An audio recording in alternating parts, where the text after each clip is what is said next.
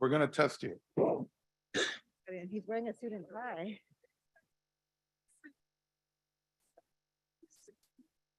One time. I pledge allegiance to the flag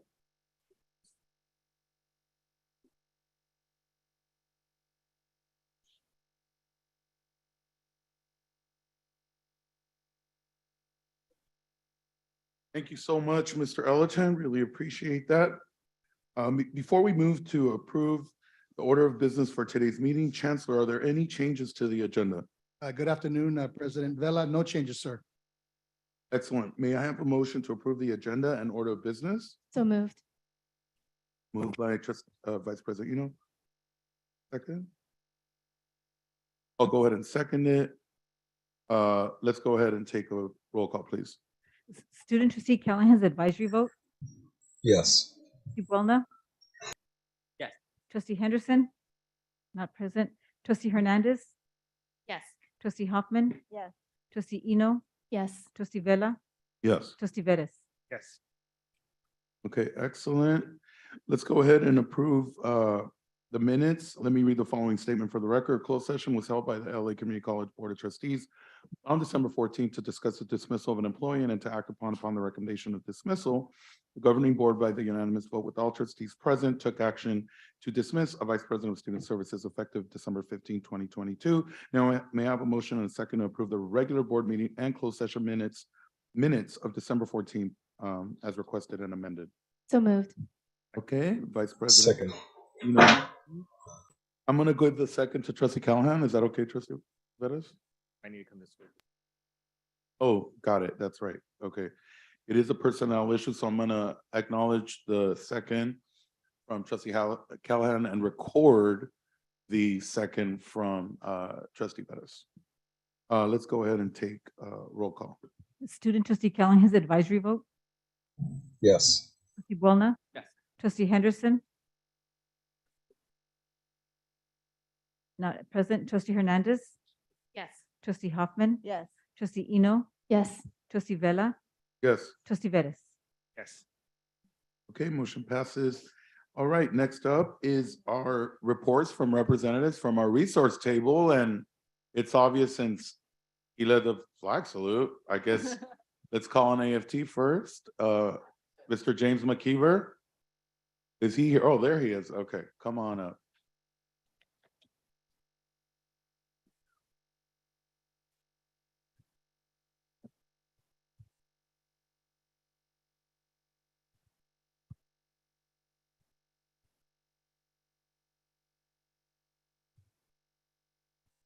First, I want to say Happy New Year.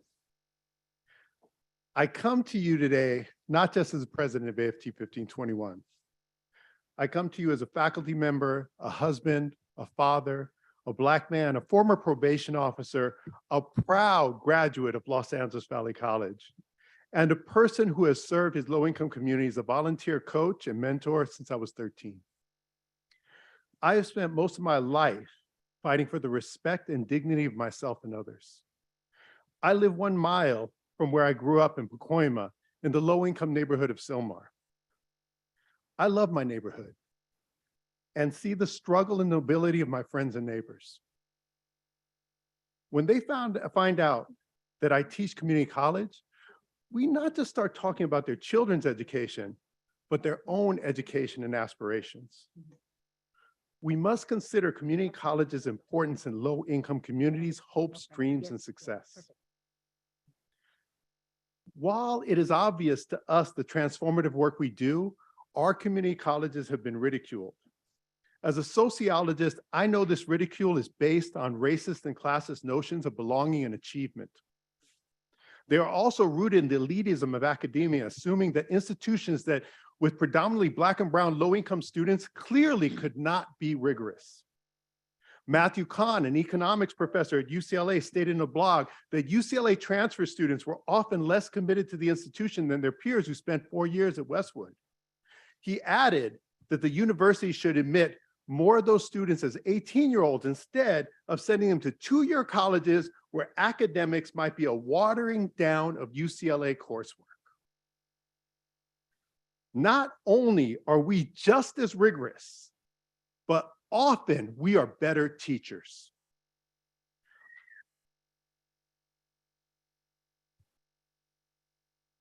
I argue that the most institutions like UCLA are unprepared to teach our students. They cannot give them the care, attention, and even love we offer them in such large and impersonal classrooms.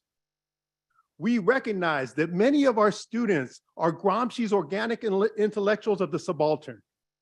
We nurture them and take the time to help them grow. We believe in our students even when everyone else has given up on them.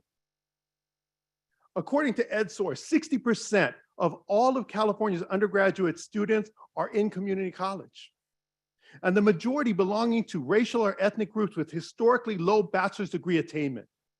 Imagine what four-year institutions would look like without our students and without our work. We do a fantastic job making up for what they did not get in K through 12 and helping them transfer and succeed on the next level. Yet still, we've been under attack. Sometimes misguided politicians have no idea what our students need. They create ill-informed state-run policies such as AB 705, 1705, and 928, denying our students needed lower-level math and English courses that could help them progress, or kinesiology courses that can aid lifelong learning, increasing mental and physical health in low-income communities.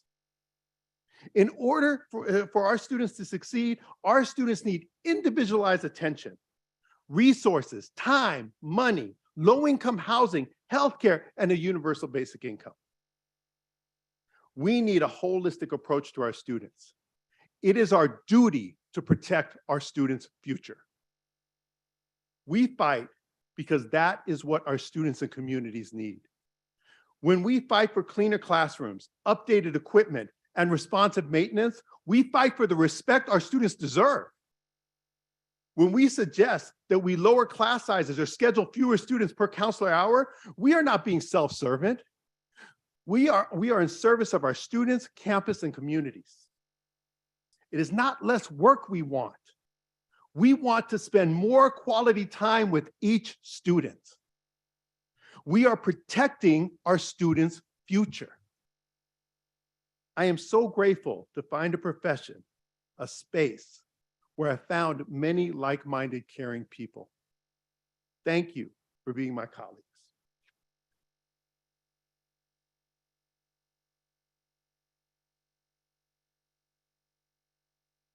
Today, we will sunshine our contract. We look forward to bargaining in good faith for a fair contract, a contract we deserve, a contract that respects the education, training, and commitment we have shown, a contract that recognizes our crucial role in this partnership, a contract we can all be proud of, a contract that protects our students' future. This negotiation can be the beginning of a new relationship rooted in the needs of our students, based on the respect for each other's positions and viewpoints. We must all step up to be a beacon of light for our students, communities, and the entire community college system. This is how I want to end my service career, working with you on creating something special. Then I'll go back home to my wife, my kids, and my community and say, we did that. Thank you and all our faculty for all you do, true heroes.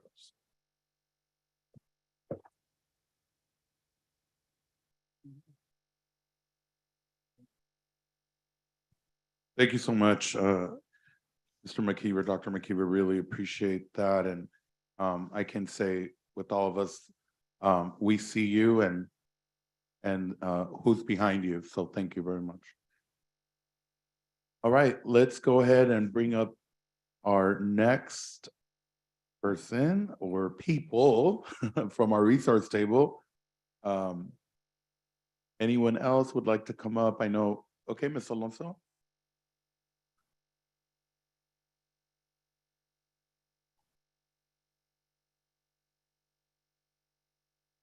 How am I going to follow that? Okay. Good afternoon, President Vela, VPs Henderson and Eno, Chancellor Rodriguez, Board of Trustees and guests. My name is Hazel Alonso, President for AFT 1521A Classified Staff Guild. Happy New Year to all, and may 2023 bring better and bigger things for LACCD. I am speaking today to voice my support for all my labor constituents who will be entering into the upcoming bargaining cycles with district management. As I stood in support with AFT 1521 faculty, I do so with every other labor union preparing their advocacy for their members. I deeply hope that there is a mutual respect and collegiality across the table as we champion for our members who are looking for all their appointed leaders to act on the betterment of their behalf. AFT 1521A will continue to strive for equity and equality for their dedicated classified staff, and will continue the push for well-deserved and well-earned higher pay and career advancement within LACCD. The district must put actions behind their words. Appreciation for classified staff work should extend beyond mere accolades and speeches. When this board is taken to task and must make decisions on the welfare of your classified workers, I beseech you to not forget everything that AFT 1521A has done for this establishment and what it continues to do so every day. In closing, I do look forward to speaking with all you as we get into the trenches of bargaining. It is my goal to serve as a constant reminder that this Board of Trustees represents all of LACCD and not just management alone. AFT 1521A will sunshine our articles at the next board meeting, and we are eager to start bargaining with district management. Thank you all for your time and consideration today. Thank you so much, Ms. Alonso, and we also look forward to working with you. Next, anyone from the resource table?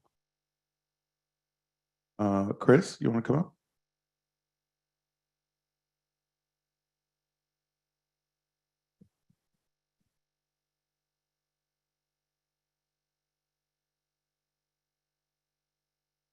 Okay, good afternoon, Board of Trustees. I hope you had a wonderful holiday. My name is Chris Crisanos, and I represent SEA Local 99. And first, I want to say welcome to Trustee Hernandez. I believe I said Henderson last time. So I want to say welcome to this board. And I want to thank this board for acknowledging Dr. Martin Luther King Jr. birthday on today's agenda. As a district and nation, we cannot forget his legacy and accomplishments. His struggles and fight for peace, fight against racial injustice and equality was not just for African Americans, but for all nationalities and races that struggle with the same civil rights issues. His message and legacy was that we would one day come together and be united as a nation and not divided. It's been close to 55 years, I believe, since Dr. Martin Luther King Jr. assassination. And it's unfortunate that we as a nation are still dealing with some of the same issues today as in the civil rights movement. And unfortunately, within our own school district. Dr. Martin Luther King Jr. legacy and fight is even more so relevant today as it was with the civil rights movement. And with the uprise in police brutality and attacks on Capitol Hill, scandals in City Hall and anti-Semitic hate crimes and poverty in America and so forth, we still have a long way to go in addressing these issues. The impact that Dr. Martin Luther King Jr. has made on people's lives generation after generation will always be with us and never forgotten. So as we celebrate and honor the legacy of Dr. Martin Luther King Jr., it's even more important today as a nation, leaders, and an educational institution that we reinforce the principles that he stood for so that one day we can finally become undivided where racism and injustice, inequality, and poverty is no longer an issue. And lastly, I would like to bring a concern to the board. Recently, it's come to my attention from Trade Tech, and I know you're probably tired of hearing about Trade Tech, but still having issues at Trade Tech and facilities, where supervisors denying our members the right to use their paid leave absences, such as illness, vacation days, or whatever leaves they're entitled to use when needed. Not only are they being denied to use their paid leave absences, when our members submit their absence certification form to the supervisor is dictating what type of leave our members should be taking. Additionally, the supervisor is modifying our members' absence certification forms and signing off on their behalf without their permission and submitting the forms to payroll for processing. For example, if I submit my absence certification request form and I put down that I want to take a vacation, then the supervisor would take my form, cross out vacation, and mark down what they feel what they feel I should be taking, and then it would sign a form and submit the form to payroll on my behalf. And this is egregious and abusive. In other scenarios that was brought to my attention is when absence certification forms are submitted, the supervisor is not accepting a member's form and deducting their pay. And our members have diminished confidence in management and administration, and we need to correct this immediately because this is causing a hardship for some of our members. And lastly, I want to say that I stand in support for all the unions, as they negotiate for fair wages and better working conditions. Thank you. Thank you so much. Really appreciate your comments. Anyone else from our resource table? I did want to also acknowledge that Trustee Henderson has joined us. Yes, we do have someone on Zoom. Let's see if we can, Miss Dean Harrington. Go ahead and unmute yourself. All right. Good afternoon, President Vela, members of the board, Chancellor Rodriguez. For the record, I am Deborah Harrington. I'm the acting president of Teamsters representing our district deans. On behalf of our unit, we would like to extend our best wishes to all for a healthy, happy new year. May all of us continue to appreciate and honor the great privilege we have in supporting and advancing the educational opportunities of our students. And in so doing, may we continue to bend the arc of the moral universe ever more towards social justice. We are pleased to report that we have submitted the articles we intend to sunshine for inclusion on the next board agenda. Our unit stands united and ready to forcefully advocate for revisions and additions to our current CBA that will ensure better and more supported working conditions for our members who are so central to the successful operations of our programs and services. We expect that many of our members will attend both in person and virtually at the next board meeting as a preview of the commitment and strength we will bring to the negotiations table. And we join our other union colleagues in supporting their efforts as they strive towards better working conditions, but also better opportunities to help serve our students. So thanks, everyone. And again, Happy New Year. Thank you so much, Dean Harrington. Next is Dr. Echeverri. You can go ahead and unmute yourself. Good afternoon, everyone. My name is Angela Echeverri, and I represent the District Academic Senate.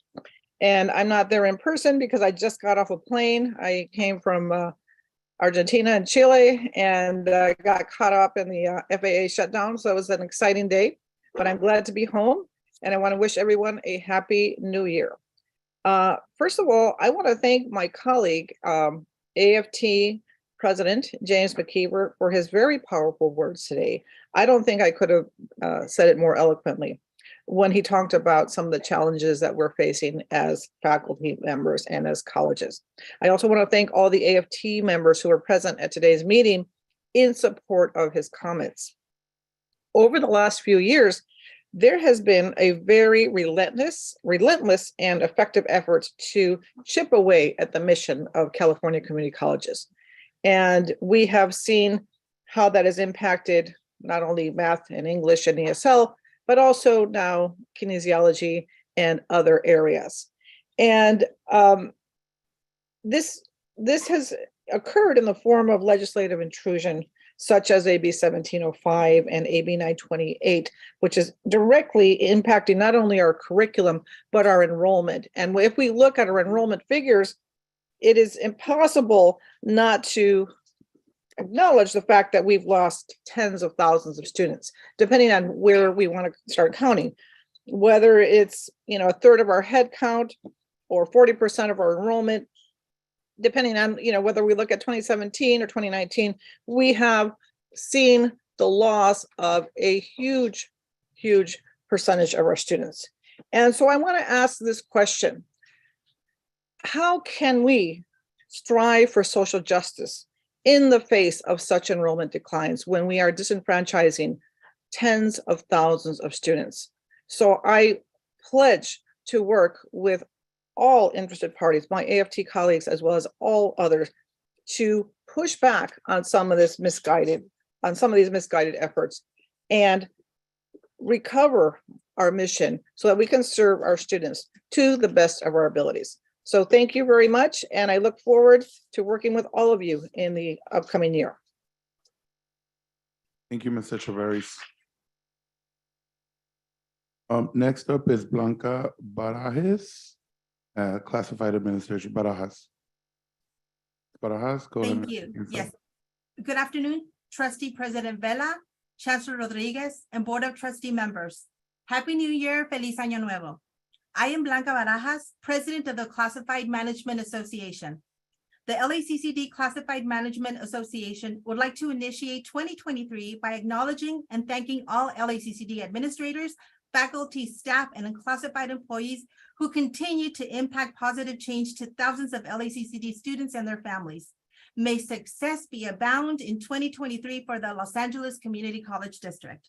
To my CMA colleagues, regardless of your role, you are making a difference in the lives of our students, and on their behalf, I thank you. At this time, I would like to highlight one LACCD classified manager who has worked tirelessly for many years for the LACCD. Hui Dang, Database System Specialist in the Information Technology Department in the ESC, has worked in the LACCD for 25 years and over 26 years, full-time and part-time as a student worker. Throughout this time, Hui has not only done his job, but has gone above and beyond to ensure that he always provides the support needed by his department, even at the expense of giving up special moments with his family and loved ones. On November 3rd, 2022, I submitted a letter to the Board of Trustee members and District Administration with a request to retroactively correct Hui Dang's overtime pay. However, there has not been any response or action taken to date. This is a situation explained in the letter. Hui Dang and the IT department were working a lot of overtime to ensure that our students would have the IT support they need and deserve. Amid this multi-year set of projects, his job title was changed. He was assured that it was a simple job title, an updating of his job description, and that there would be no other changes. Somewhat later, Hui realized that he was no longer receiving time and a half for his OT. Rather, it was only straight overtime. Hui attempted to resolve this matter with the supervisor, asking whether his job title also meant that his OT status had been changed from time and a half to simple straight OT. He believed that his supervisor was researching this with the appropriate staff and higher management. Unfortunately, due to an extremely high work volume load on Hui and his supervisor and other staff, the matter was not investigated. Nonetheless, as a dedicated LACCD employee, Hui faithfully continued to perform the overtime, even while he believed he should be still correctly reimbursed at time and a half rather than simple straight overtime. He believed that this matter would be corrected or that he would get an answer as to why his job title now put him in a straight overtime rather than time and a half category. He stayed on mission. Such dedication should be recognized and rewarded rather than punished by legalistic efforts that failed to do the right thing. Eventually, it was acknowledged that the OT had been incorrectly paid and he was reimbursed at the time and a half rate, but only back for 3 years. Resolving this matter for Hui is a matter of fairness in that the board has previously set precedent for such actions when they retroactively corrected, awarded back pay in the case that we have found in the board action that goes back 10 years, much further than the statutory 3 years. This action was taken at the board meeting on December the 6th, 2017, documented in attachment HRD6, PDF document pages 8890, that clearly shows that corrections can be made going back 14 years. Qui's unique situation also merits exception to the 3-year rule. The CMA believes that this was a simple coding conversion error when Qui's job title and some of his job description was changed. We believe that in the interest of simple fairness, all coding errors that result in a loss of pay should be corrected for however many years are involved, not restricted to the 3-year limit. The law allows LACCD to penalize Qui for his dedication and hard work, but the board has the power and authority to correct this injustice. The CMA urges you to do the right thing and pay Qui for the time and a half overtime for all the years that he was incorrectly paid at straight overtime. The CMA looks forward to having this resolved for Qui. Thank you so much for your time. Thank you, Ms. Barajas. Appreciate your comment. Thank you.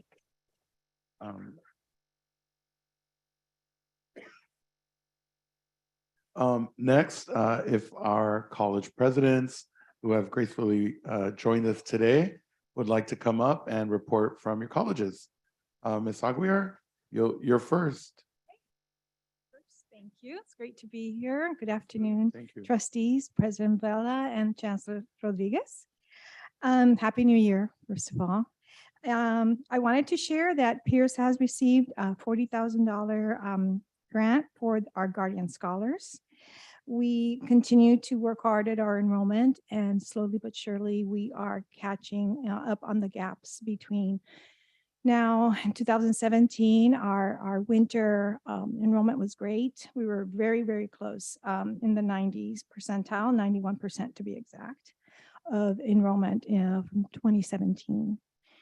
In addition, you saw in the newsletter from the Chancellor our famous dinosaurs. They've been talked about in the radio, in the LA Times, but we had findings other than just the dinosaurs.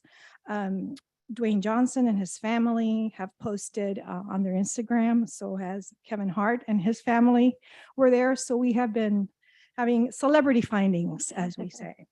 And we are also very happy to announce that 70% of our College Promise students have enrolled in the spring semester of 23. Thank you. Thank you so much. Mr. Dorado. Good afternoon, Board of Trustees, and Happy New Year. My report's gonna be quick today because we hit the ground running on enrollment. So we continue to do our weekly enrollment events. Want to invite you guys to our January 28th enrollment event and our February 4th enrollment event. We're also having our spring kickoff on February 2nd. If you want to join us at Harbor College, where we're going to kick off the spring, come support your favorite team, of course, Harbor College, and as we get started with the semester. So thank you. Thank you so much, President Dorado. Vice President of East Los Angeles, Mercy, come on up.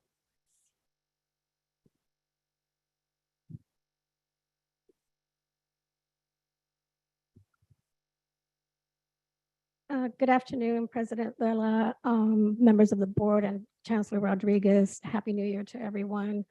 On behalf of East Los Angeles College, I would like to share a couple of highlights for you.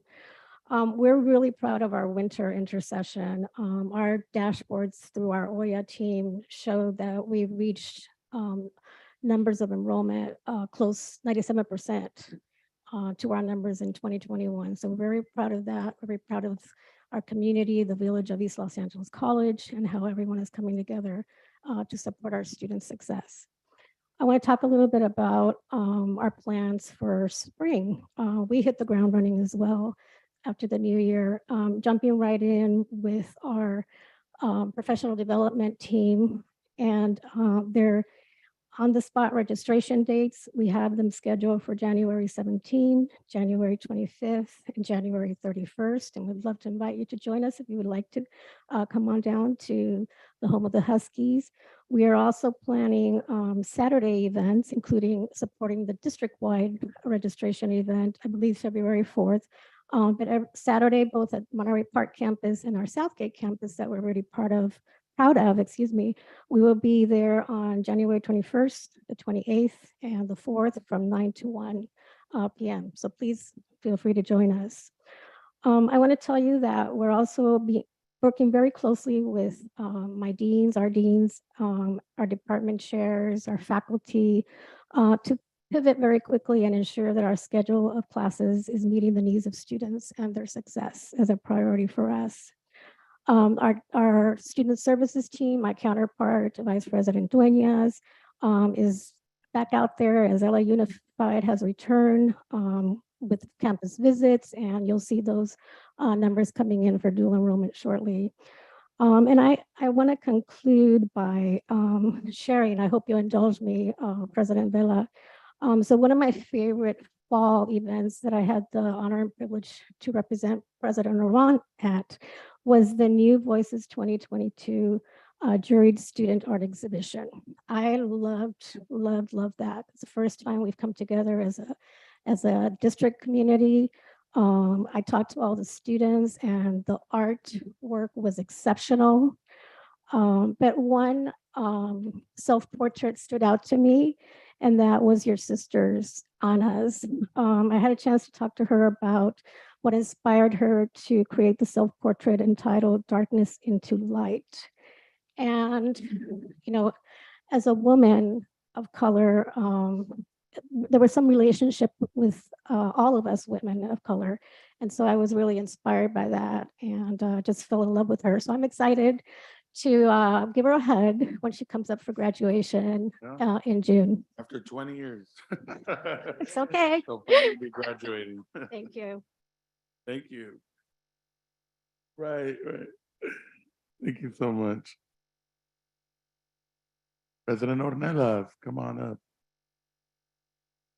Every time I say come on up, I want to do showcase showdown, but then I know I can't do that. Okay.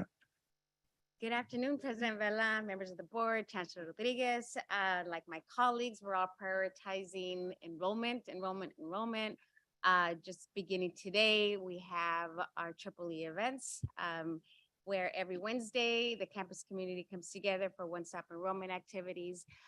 Also want to share our Saturday virtual enrollment fair scheduled for January 28th and our in-person enrollment fair on Saturday, February 4th. Have some exciting news where the college was recently awarded funding from Congressman Cardenas, where he secured funding in totaling $2 million for short-term allied health careers. So we're really excited about another award from our congressman who's been very supportive of the college. And then finally, I have a save the date for you all. The college is bringing back the San Fernando Valley Food and Wine Festival. So save the date will be Saturday, April 29th. More information to come, and I hope all of you can join us. So thank you. Thank you, President Ornelas. President Gallagher. Good afternoon and happy 2023 to all of you. Just a couple of quick announcements for you. We were awarded 2 grants for developing out our data analytics program, which we're really excited about because of the relationship that we have with UCLA's Clean Energy Smart Manufacturing Innovation Institute. So the data analytics goes hand in hand with that. So we have our boot camp starting in the spring, and we got some money to fund all of that. So that was good. Also, I'm really proud to let you know that our play Melancholia, I don't know how many of you saw it, but it was remarkable. We did that in partnership with the Latino, I'm sorry. Yes, theater company. Oh my goodness. It's going to be shown at the Kennedy Center American College Theater Festival in Las Vegas, February 13th to the 17th. So we're bringing a group of people in collaboration with the Latino theater group and showing that there. So we expect that we're going to be getting some awards there, not just for the play itself, but for some costuming awards that we're up for it too. So stay tuned for that. And I see the resolution on our board agenda today honoring Martin Luther King Jr. for the week. And we are doing a day of service in honor of Martin Luther King on Saturday, the 21st for our community. It's students, faculty, and staff all getting together for a day of service. Thank you. Thank you so much, President Gallagher. President Culpepper, come on up.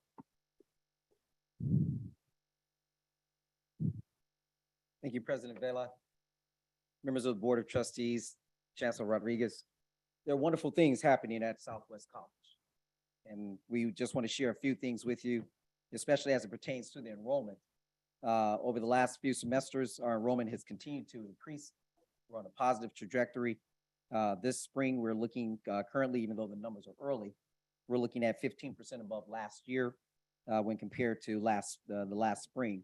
The winter is has been looking very strong, and now that we're into the winter session, it's holding very strong, and we're over 17% compared to last winter. So these numbers are very positive.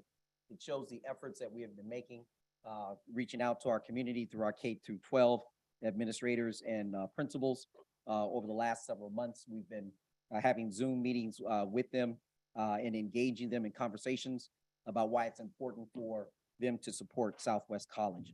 And these efforts have begun to bear fruit. Our outreach department, along with the vice presidents, Dr. Carter and his team, have been making very strong efforts to ensure that our partners in the community understand the value and the resources that Southwest College offers its community. So we really appreciate our faculty, who are also very much involved in encouraging us and supporting us in these efforts. With that being said, want to invite each of you to our school days. We have January the 21st, which is our first school days. We also will have our February 4th in partnership with the district. We'll have that district school days as well. Also March the 11th, June the 10th, and also July the 15th. And so we really appreciate if you have the opportunity to come by and encourage us. We are certainly looking forward to you being there. As I transition to marketing, we have been doing some very exciting things as we implement our marketing plan that started on Monday. We have a Bus Tales campaign that is now launched. There will be buses that'll be traveling throughout our service area, and the Bus Tales will have the QR code, as well as the logo for Southwest, and an image of the diversity that represents our community and our campus. We even have a competition going on, which is individuals in the community take a picture of the back of the bus tail and send it to us, and you will have a little gift for you. Our focus is to, based on our analysis and in collaboration with Elder Tree, it looks like we'll have about 1.5 million impressions over the next 4 weeks. And so we'll keep that information and gather that analysis and see how well this marketing campaign is progressing. Also want to share some other things about our community outreach. We have on the 28th of this month, a re-engagement of our faith-based partners, if you will, and you are all invited to be there. It'll be at starting at 8:30. We are projecting to have a few hundred individuals come out. We've also invited our business community to come out and to fellowship with us on January the 28th. And so if you're able to make it, please save the date, and we'll love to see you there. Also want to report that we had the orientation for higher LAX on this past Saturday.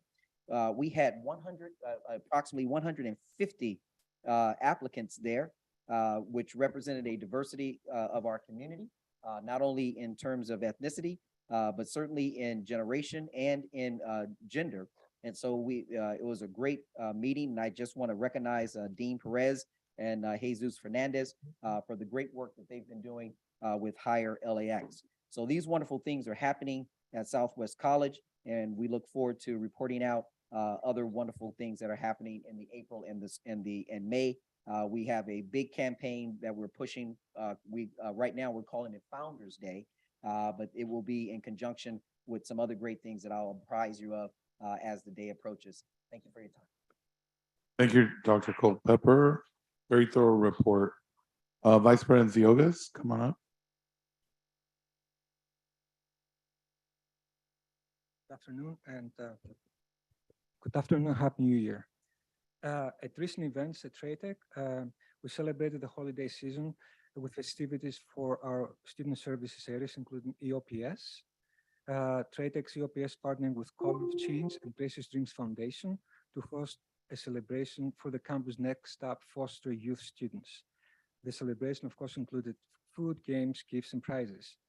The OPS received gift cards and 2 special grants from Lift Career Resource Center that will support the students throughout the year. In upcoming events in spring, we have the Spring Open House that will happen on Saturday, February the 4th from 9 to 1, and you're all welcome to join us. Students will explore pathways, get help with enrollment, and learn about LATTC's student services and our programs. Currently, our headcount is 144% over last year, because mostly to the hard work of our faculty and classified staff and support staff. Additionally, we're hosting our virtual registration Wednesdays throughout January and February. Students can log on during the 2-hour weekly sessions for direct registration assistance with our outreach representatives. Thank you. Thank you so much. President Gribbins.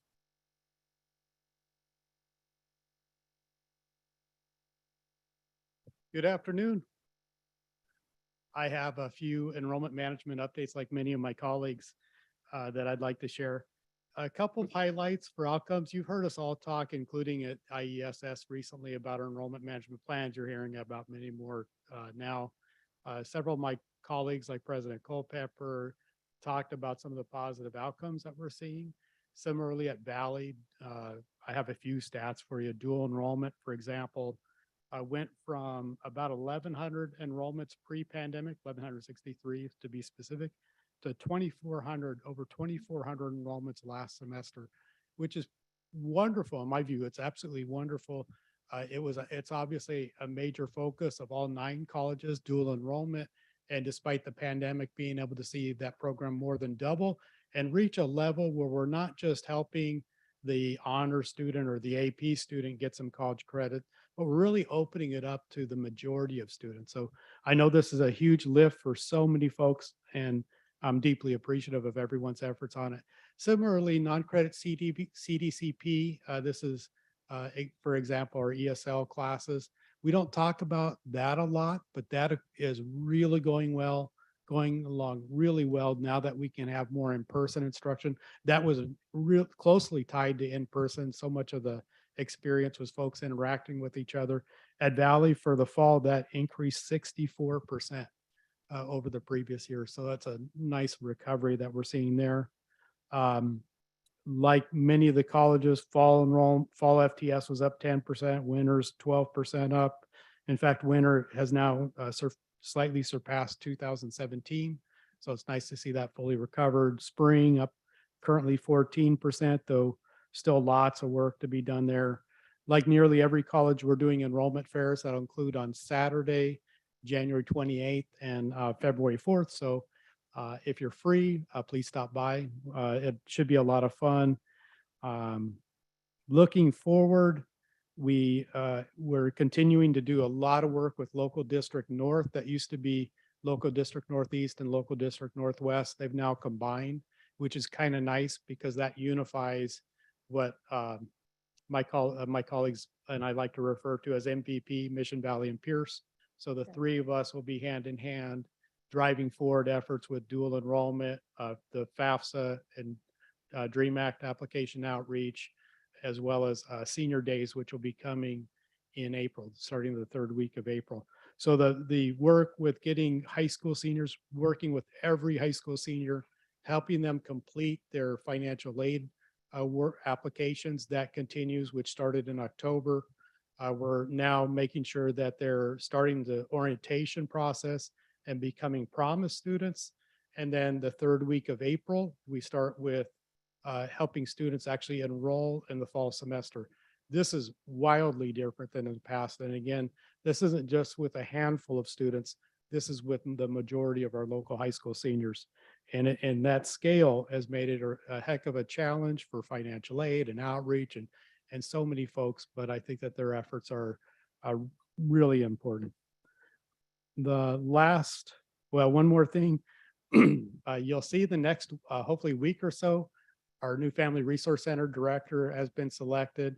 She's just going through the onboarding process with the district. So as soon as that's finished, look for that announcement. We're excited to have that position filled because, of course, the Family Resource Center is so important to us at Valley College.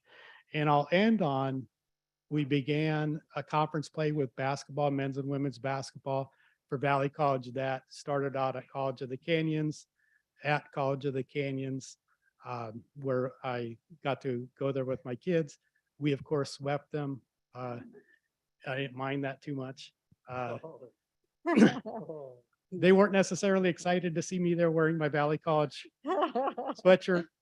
But currently we're 2-0, both men and women. Thank you. Thank you, President Cribbins. And last but not least, President Limbaugh. Yeah, we need Well, good a afternoon. walk-up song for you. Do what? A walk-up song for you, a theme. If you're nice, I'll show you how well my knee works. Exactly. So, I'm glad you're out of. okay, thank you all very much. Well, good afternoon, everyone, and welcome, Trustee Hernandez. I look forward to hosting you at West. First, an update on our enrollment. Our enrollment, as you know, West was hit particularly hard by the pandemic. Our spring enrollment currently is up 13%. Our Black student headcount for the spring is up 12%. And the number of students taking 12 units or more is up 42%. So we're very proud of the work. And I want to thank all the folks at West for the work that they've done there. Two other items to report to you. West in December hosted the Future Entrepreneurs Conference with 300 students on our campus. The Future Entrepreneurs Conference is a one-of-a-kind event connecting high school students with financial literacy experts and entrepreneurs for 6 hours of career pathway training. So these 300 students also were able to meet following our pathway designation. So we're excited about that. The third thing I want to update you on is our Spanish language program. For winter 2023, the computer skills class taught in Spanish had 37 students enrolled. And yes, Trustee Buelna, there was a waiting list. Nearly all students have expressed an interest to enroll in a follow-up class being offered this spring. We're also offering a credit child development 001 class taught in Spanish paired with a vocational ESL class. We already have 50 students that are enrolled in that. And many of these students have already said that they will be going on to pursue a preschool associate teacher permit. So we're very proud of that.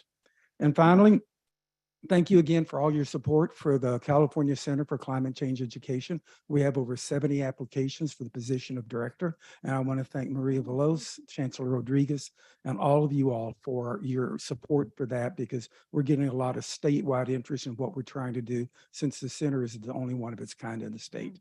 So thank you all. And again, best to each of you for the new year. Thank you, President Limbaugh. Really appreciate your comments.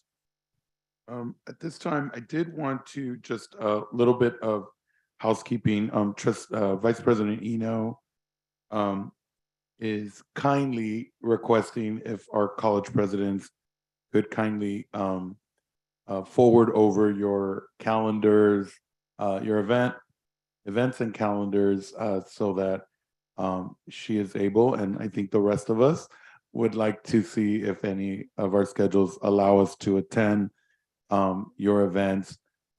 We would greatly appreciate that. I know that you can flood our public mailboxes as much as you can. It's the laccd.edu, or you can also forward it over to Ms. Orozco as well. And so we would greatly appreciate that. Thank you so much. Yeah, Vice President Eno, go ahead. Okay, it says I have a hand up, but I think I went through all the college presidents. Yeah, we don't see it. Might be as public speaker. It's not, okay, thank you.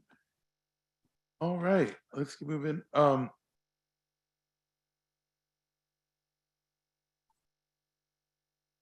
Okay, yeah, so we are moving over to any people assigned up to address the Board of Trustees regarding regular agenda items.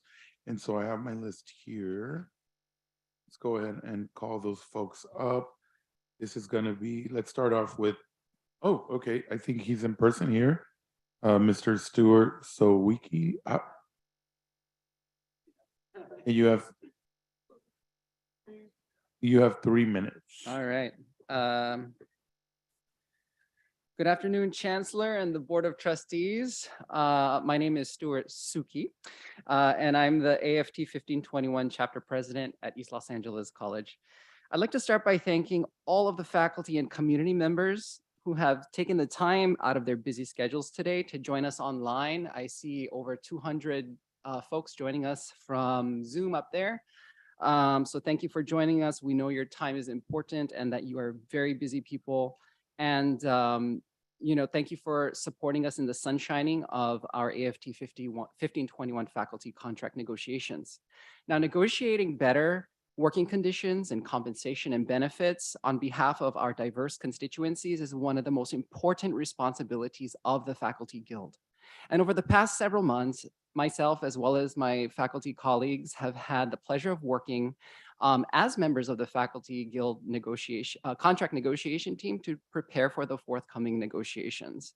And I look forward to negotiating, among other improvements, salaries commensurate with the skills and qualifications of our talented and committed faculty, technology improvements that support teaching in all of its modalities, lower class size caps that promote more personalized and individualized instruction, and many other improvements.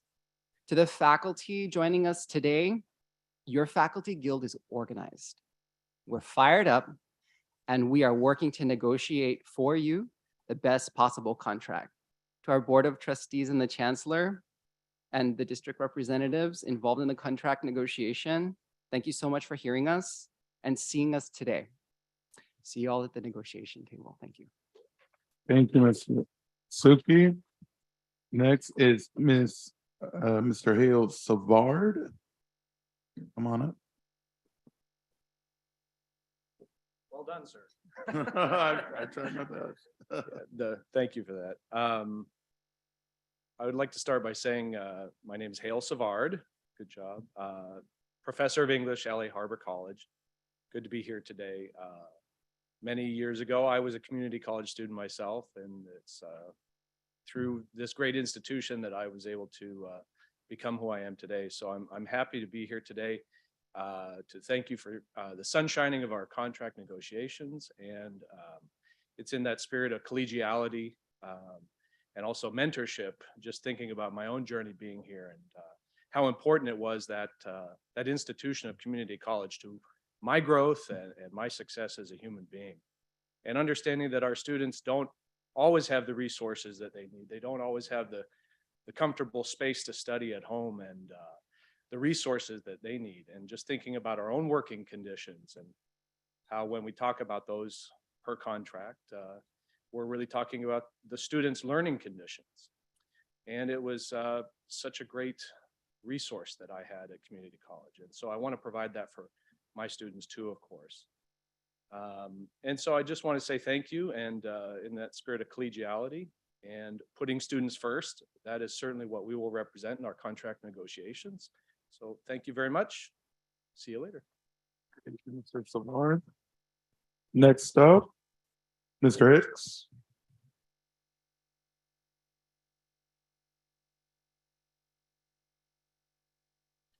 Hello. Hi, Board of Trustees and Chancellor Rodriguez. Thanks for letting us speak here today. My name is Jeff Hicks. I'm full-time English faculty at Los Angeles City College and also a proud member of AFT 1521. Over the last 3 years, our students have gone through some of the worst years in their entire lives. COVID has meant learning loss in the high schools. It's meant many of our students have lost their jobs. Many of our students are now unhoused. I don't know a single student who hasn't lost a friend, a family member, or a loved one to this disease. At the same time, our faculty here at LACCD have gone through the same things. We've worked to transition our education online. We've worked in sometimes unsafe conditions. We've risked our own mental and physical health. And even this board has recognized us for our efforts. We don't do this for ourselves. We don't do this work for, certainly not for the paycheck. We do it for our students. We give our lives, we give our effort, we give our souls to our students. That's why we are here. And so today I'm asking you guys to remember that as we enter this contract negotiation cycle. And I hope that you will treat our negotiation team with respect. Thank you all very much. Thank you, Mr. Hicks. Next is Dr. Erica Miller-Tate. She's on Zoom. Okay, unmute yourself. I am here. Good afternoon, board members, and Happy New Year to everyone today. I am Dr. Erica Miller-Tate, and I am a full-time counselor at Los Angeles Southwest College, and I'm also AFT Executive Board Delegate for our wonderful AFT Guild. I'm here today to ask of you to hear our concerns, hear our voices, give us proper support as we stand together as one unit. Because we are here together to help our students to be reinforced and encouraged upon their degree of citations. And if they choose to transfer to foreign institutions, even particularly HBCUs, we as faculty are here to uplift them and to provide them just what they need. See, allowing yourselves to invest in us as faculty is crucial and it's necessary in order for us to sustain the instructional capabilities and resources our students deserve. Providing us with learning environments, providing us with clean office environments, providing us with safety, providing us with the proper tools and necessary resources for our students to succeed is one of the many ways you can help to allow for us faculty to succeed. See, students cannot persevere if we as faculty have not necessarily been given what we desire and what is allowing for us to be respected as we enter into this negotiation period. Particularly whether or not we're librarians or counseling faculty, we're all faculty. Whether or not we are full-time or adjunct, we are all faculty. Whether we work in the Valley or in South Central LA, we are all faculty and we do matter. So as we gather here today and as we correspond in front of you, we ask that you continue to allow us to be supported by your efforts. Allow for your actions to demonstrate your support and protectiveness of us as Los Angeles Community College District faculty members. And before I close, one of the things my late father did say, and Harry Miller was also a counselor in the Los Angeles Community College District. Before he retired from Los Angeles Trade Technical College, he told me as I entered into this domain of this district, he said, your contract is your everything. And as faculty members, continue to persevere, continue to preserve it, continue to respect it and fight for it. So we are here today to not fight for it, to work with you in order to allow for us to be protected and preserved under it. Thank you for the time. Thank you. Thank you, Dr. Miller-Tate. Next is Jacob Skelton on Zoom. Go ahead and unmute yourself. Good afternoon, everyone. Greetings, board members and Chancellor Rodriguez. Thank you for your time today. My name is Jacob Skelton, and I'm a member of the faculty at Los Angeles Mission College. I'm also a proud resident of Sylmar, where I live about a mile from Mission's campus. I love my college and the community it serves. As an ESL professor and department chair, I have the privilege of working with English learners from all over the world. I love my job because our ESL program changes people's lives. Our program, as well as the myriad opportunities in adult education, is the first step many of our students take on their journey into the world of higher education. I take pride in what I do because I've seen firsthand what our programs can do for students. I'm here today to ask you for your support during our upcoming contract negotiations. By supporting our faculty, you're supporting our students. Improving faculty's working conditions means improving our students' learning conditions. By investing in faculty, you're investing in our students' success. And believe me, our students are worth the investment. Today, we stand united for our students, our colleges, and our community. Please support a fair contract for all faculty at LACCD, including fair and open bargaining for faculty working conditions, the same conditions in which our students learn and grow. Please protect our students' future. Thank you. Thank you, Mr. Skelton. Next is Ms. Ruby Christian Braun in person.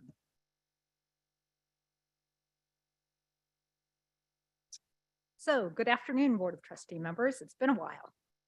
My name is Ruby Christian Brome, and I'm the Los Angeles Valley AFT 1521 chapter president. I've always considered it a privilege and an honor to work at the community college, to be a teacher and also a mentor that helps students on their pathway to learning about a particular subject, but also most importantly, to tapping into their own limitless potential and to really recognize they have that potential. The faculty, please note, The faculty are the heart of every institution of learning. And like a body without a heartbeat, it would be impossible for an institution to function without faculty. However, we do know that with a healthy, well-nourished heart, the body will function extraordinarily well. Thus, today I've come here to ask you to invest in your heart, to invest in your faculty. LACCD serves a vast community that is rich in diversity and cultural capital. We have all the raw ingredients to launch tomorrow's leaders and innovators in every field of study. To reach these goals, there is a responsibility. It is to invest in our faculty and to understand that an investment in our faculty is an investment in our students and in our communities. We need the political will, the promise that every one of you that is sitting here before me has made to support our students in every possible way. This includes smaller class sizes, clean and safe classrooms, sufficient academic support, such as counselors and librarians. And we really need to understand that these working conditions that faculty are in are our students' learning conditions. Excellent working conditions will help us to attract and retain the best faculty. So we ask you to support our opening bargaining and a fair contract for the faculty at LACCD. Support our heartbeat and give our students and community every chance for success. Thank you for your time today. Thank you so much, Ms. Kristen Baum. Next is Joseph Guerreri in person.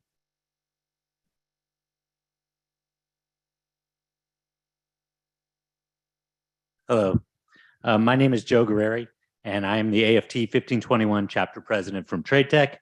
I'm also a proud member of our contract negotiations team. I've worked at Trade Tech for 16 years, and I've never been more proud of this amazing community of educators and learners. Over the last few years, our faculty have completely reimagined their curriculum and pedagogical approaches to ensure our students could continue their education during the pandemic.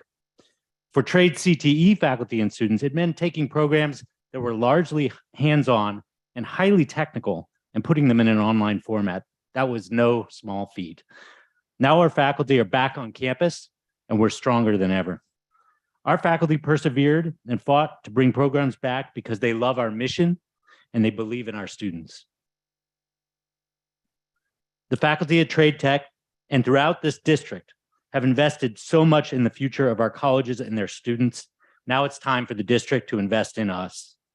We need to ensure that our faculty and students have healthy, safe, and clean workspaces. We need to make sure that our faculty are treated with dignity and respect. Faculty need to be paid for their hard work and should never have to worry about whether they will have healthcare coverage.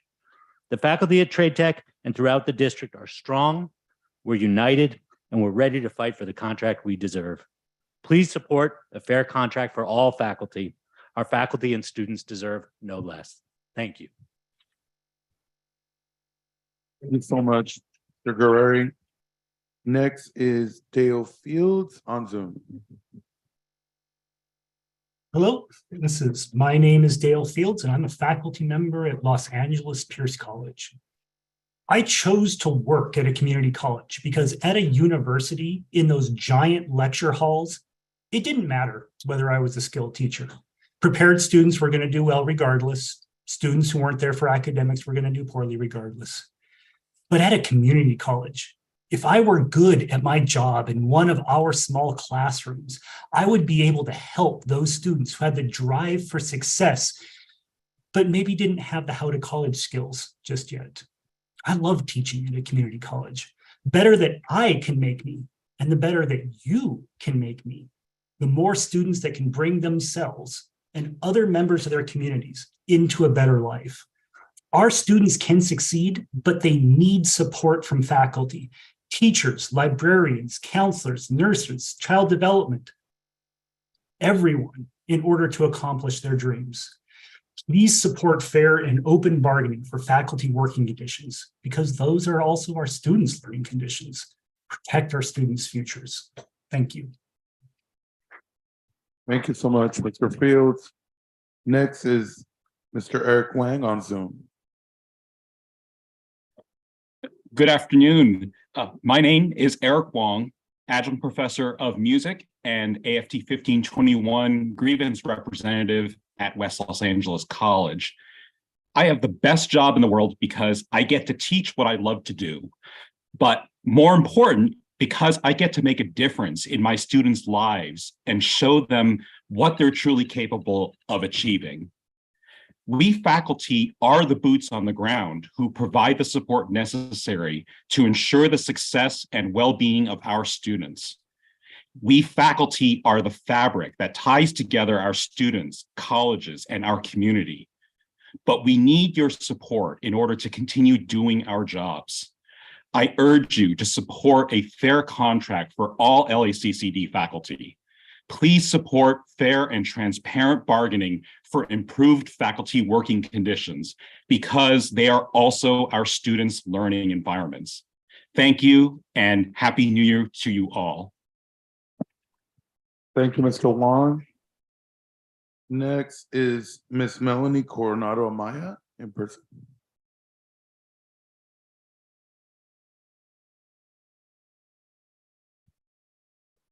Hello, everyone, trustees, chancellors, and everyone who's watching today. My name is Melanie, and I'm a student at LACC studying business administration.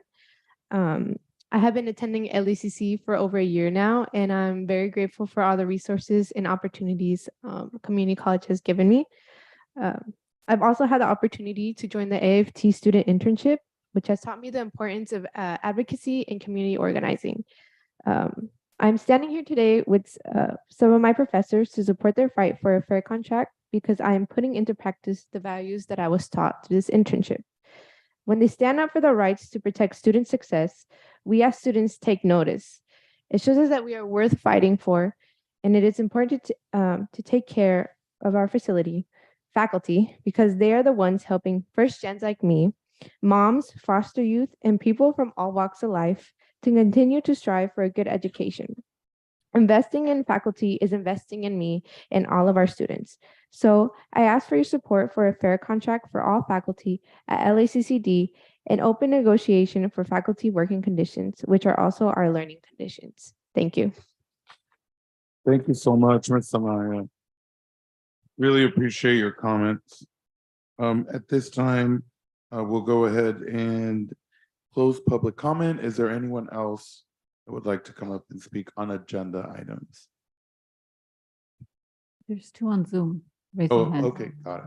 Thank you. Can you announce their names?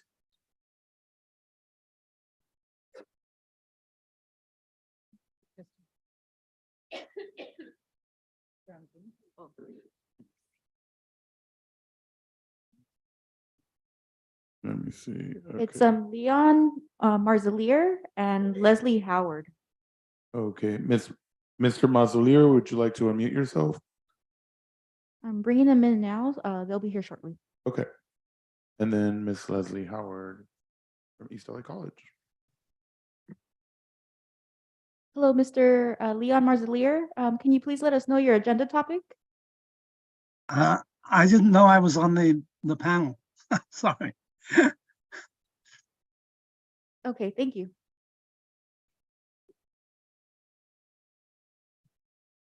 And Miss Leslie Howard, if you can hear us, would you please let us know your agenda topic? Actually, it's Mr. Leslie Howard, and I sort of clicked on the wrong button. I'm sorry. Excuse me, sorry about that. Thank you, Mr. Howard.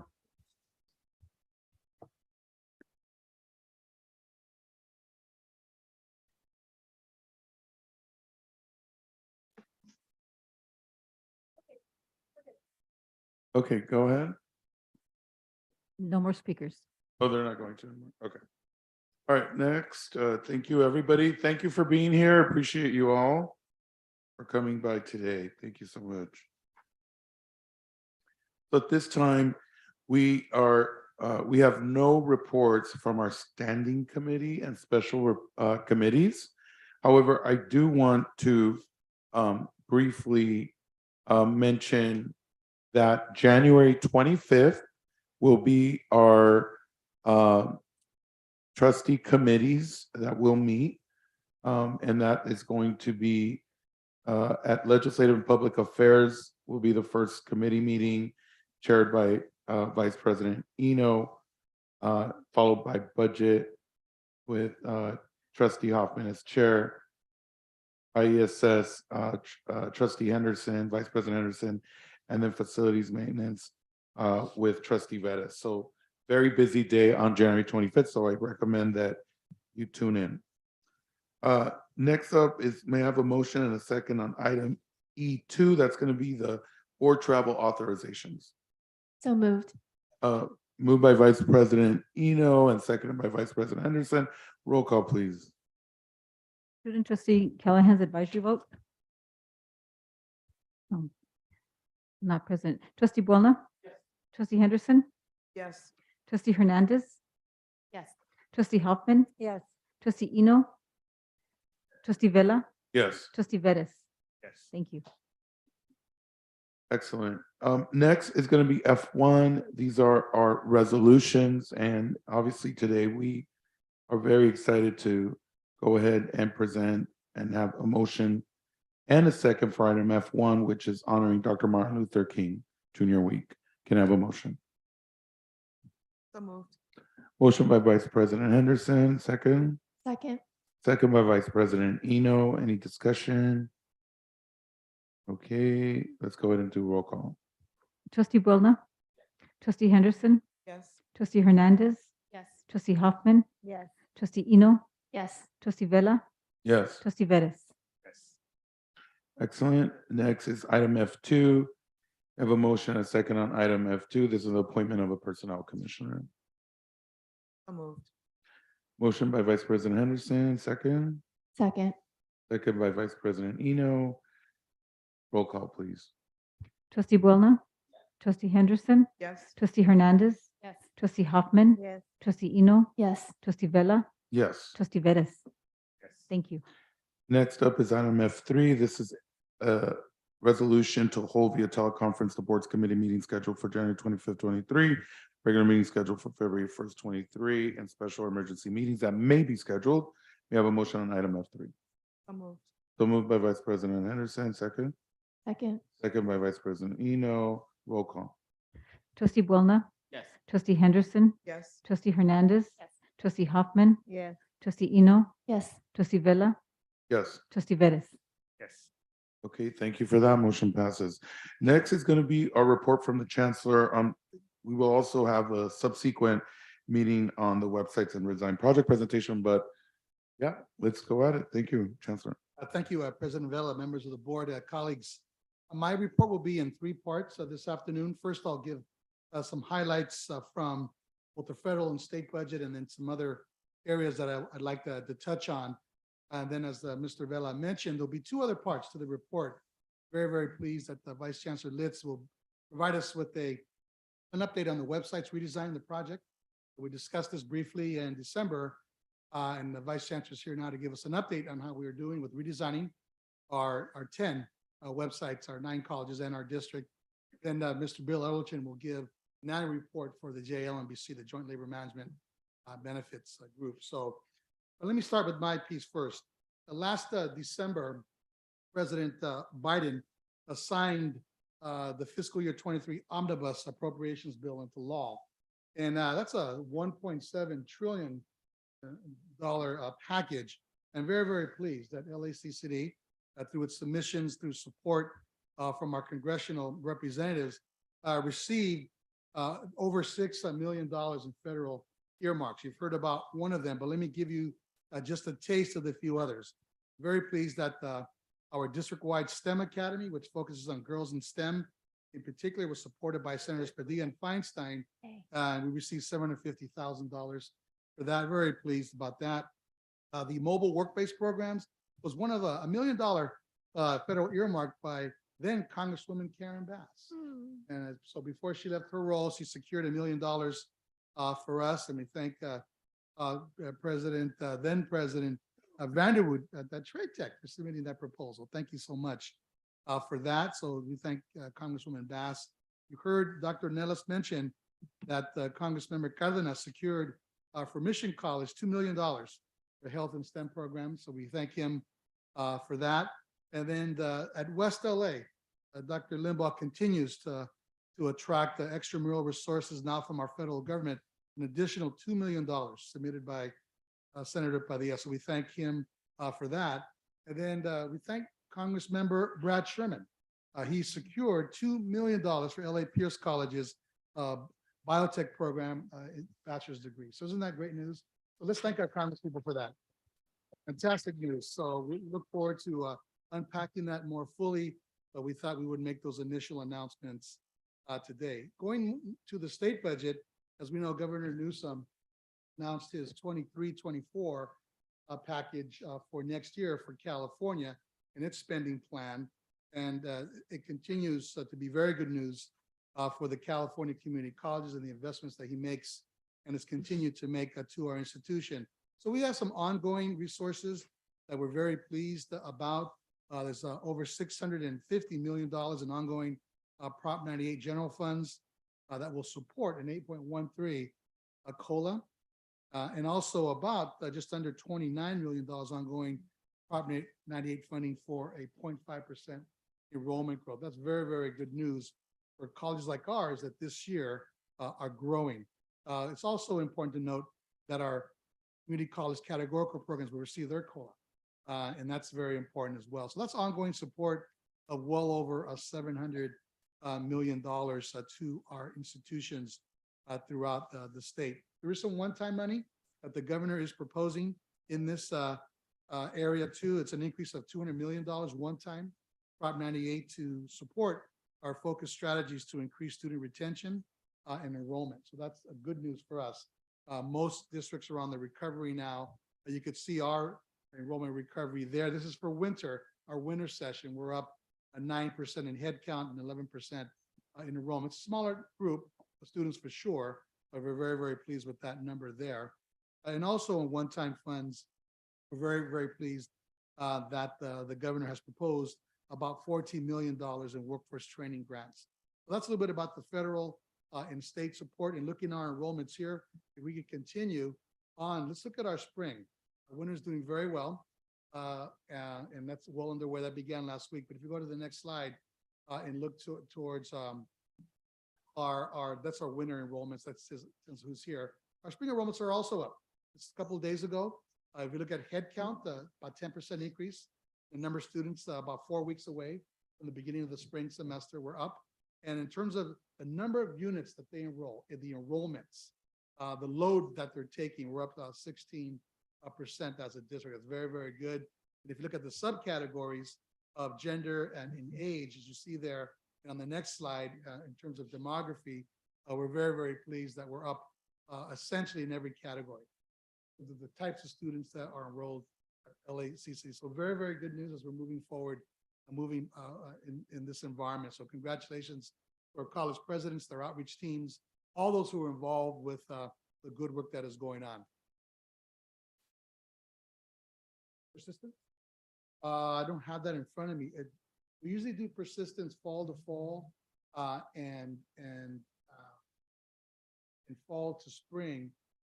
Let's see, Dr. Abu-Lopez, let me have her look that up. It's generally speaking pretty darn good. We've been able to retain our students. I do know this, that our students who are college promise students or full-time students that go through our program are persisting higher than the students who are full-time non-college promise and are part-time students. Those support mechanisms actually work through our college promise program. I'm happy to report that I got a report last week from our team that we're almost to our high in terms of enrollment, our pre-pandemic high on college promise. It's the second largest class we've ever had, just under 6,000 students. So that's very, very good news. 70% of all full-time students who enroll at LACCD enroll at our college promise program. Think about that for a minute. That's almost all new students in college. By far the largest college promise program in the country. First-time freshmen. We're very, very pleased about the work that's going on there. They persist higher, they graduate higher, their time to degree is shorter, and they transfer at a higher rate. So all very, very good news. If we could move on to the next slide. You heard our college presidents very eloquently talk about their enrollment efforts. This just gives you a sense of all the work that's going on over the next several weeks to attract our communities to our colleges where we are having open houses, open enrollment periods, and be able to enroll students on the spot for the spring semester. So again, thank you to our college presidents, to our IT teams, all those who are involved with ensuring that our students have access to our colleges for the spring enrollment. Moving on to the next one, I want to introduce, if you haven't met her already, Dr. Regina Smith. She is our inaugural Chancellor's Equity and Justice Fellow. Dr. Smith, think about it. Let's see how you stand. Right. Dr. Smith was most recently our Vice President of Student Services at Los Angeles City College and has just a legacy of working in educational programs that provide access, opportunity, and equity. She's going to help us lead our efforts to become an anti-racist organization, help us lead our efforts to create climates and environments where our students, our faculty, our staff can thrive and succeed.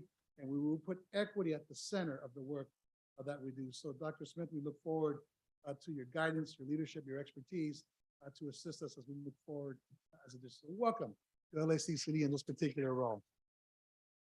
You've been with us since 2014 in our district, so welcome. Very, very pleased.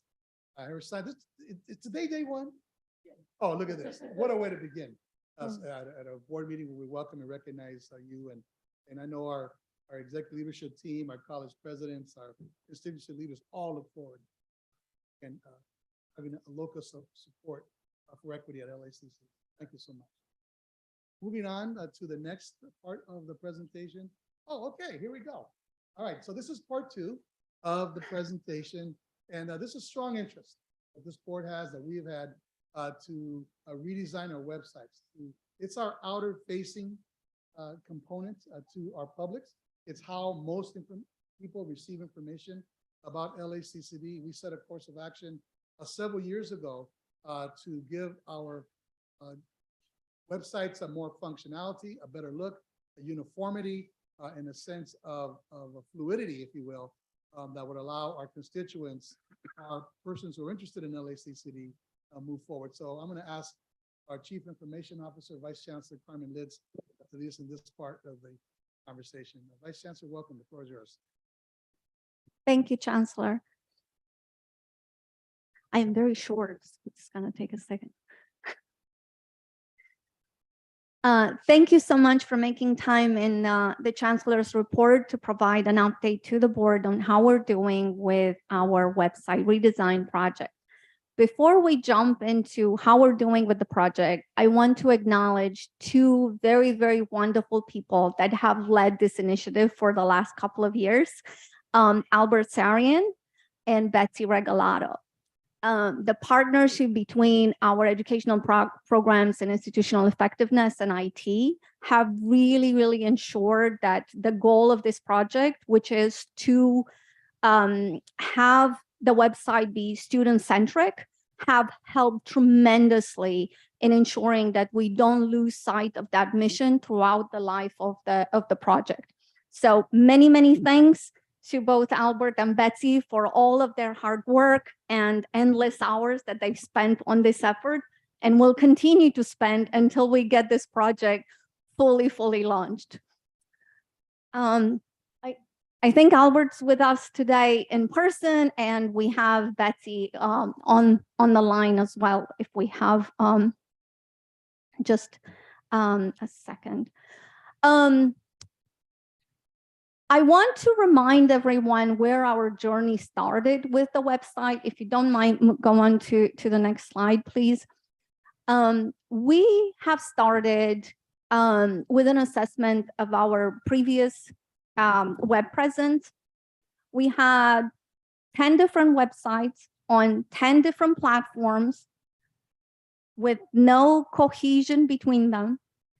Our audit identified almost 17,000 pages, over 50,000 of content, static content across those 10 domains.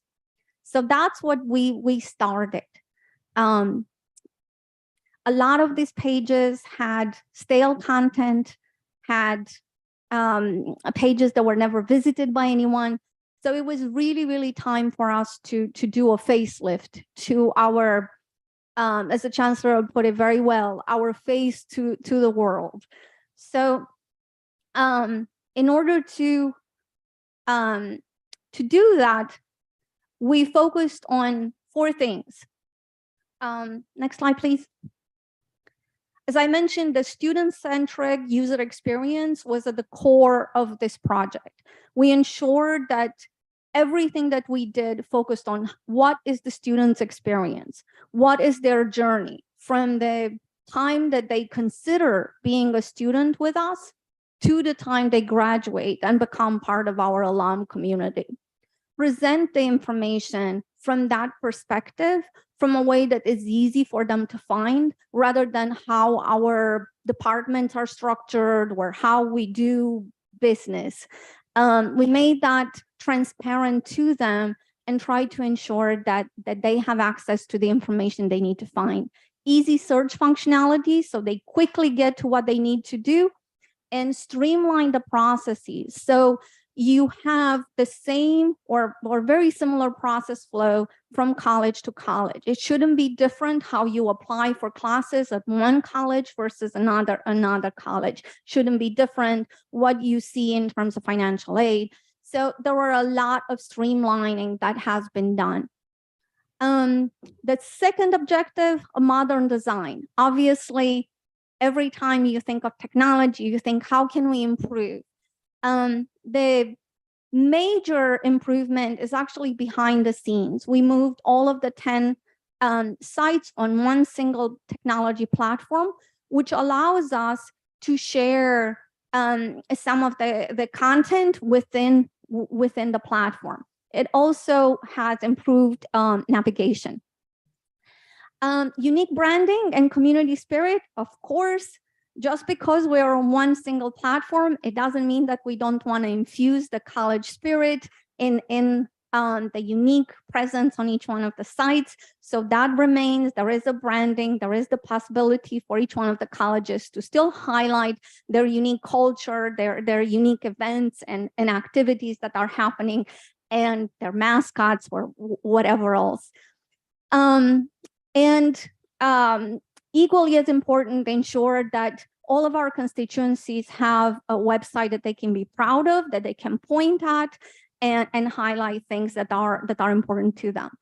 And the fourth objective, accessibility. And we looked at accessibility in terms of ensuring that any student or any potential student is able to access the information on the site. They can read it, they can navigate easily, and it meets all of the compliance requirement. Next slide, please. Who has helped us during this this project? I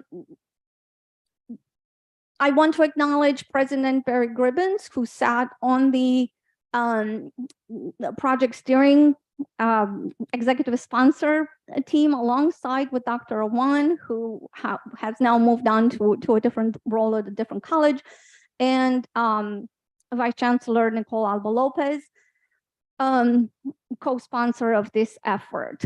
Also, the people that actually put a lot of effort into this are listed below.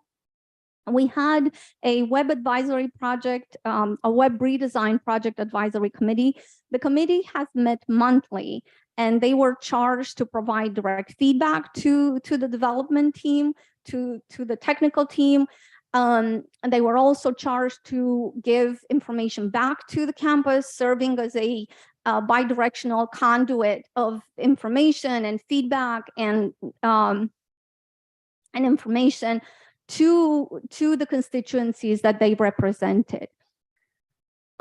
So many thanks to each one of them. I'm not going to read out their names. They have changed a little bit throughout the life of the project. So the people that you see in some of those spaces have a person might have not necessarily sat on the committee for the entire life of the project.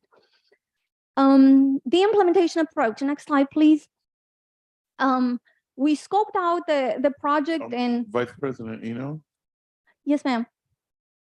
Sorry, on the last slide, yeah, the vacancy of the student body representative and the ADA compliance vacancy, did you still have student and ADA input throughout the process? We did. We did. So currently those spots are empty. We had Nicolas Crisosto serving as our ADA compliance representative until he left the district. And most recently, we brought in David Green. David Green. Sorry, I was looking Chancellor to see if I remember his last name correctly, to serve in as an interim in that role while we're doing the hiring process. So there has been, as well as with the students, it hasn't been the same student representative for the entire time. Obviously, there is a lot of commitment to us, so we did have representation. Also, I'll touch a little bit in 2 slides. I'll touch a little bit farther into other ways that we've engaged the students besides the project advisory committee. Okay, and then Trustee Bowling, you have a quick question? May or may not be quickly, but I have 2 quick. So with regard to disability, you have statute requirements. Yes. But with regard to language, there are no statutory requirements. Yes. So how are students who are speaking non-English or wanting access, what type of access will they have to the site? That's one question, right? And the intensity of the use of language within the entire site, not just hola. Also, CCC apply. Is CCC apply now? I can imagine Ryan Forner saying, but with CCC apply, are we now, is it completely integrated? Because I know that was like a half-year process. We went from like 4 minutes down to our goal was 19 minutes. So the language and the integration of multi-languages, what languages and how, and CCC apply integration and where we're at. Okay.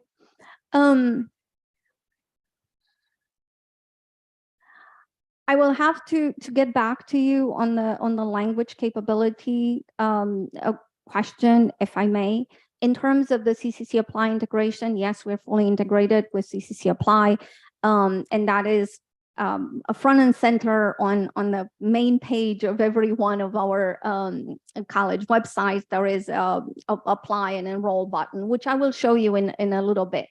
But let me get back to you on the full capabilities of the language. That is not something I have at the top of my head.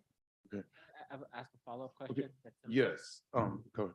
Could you give us, without a full answer, because I'm not sure if there's going to be agendized at all, what are the capabilities with regard to language? What's the short answer?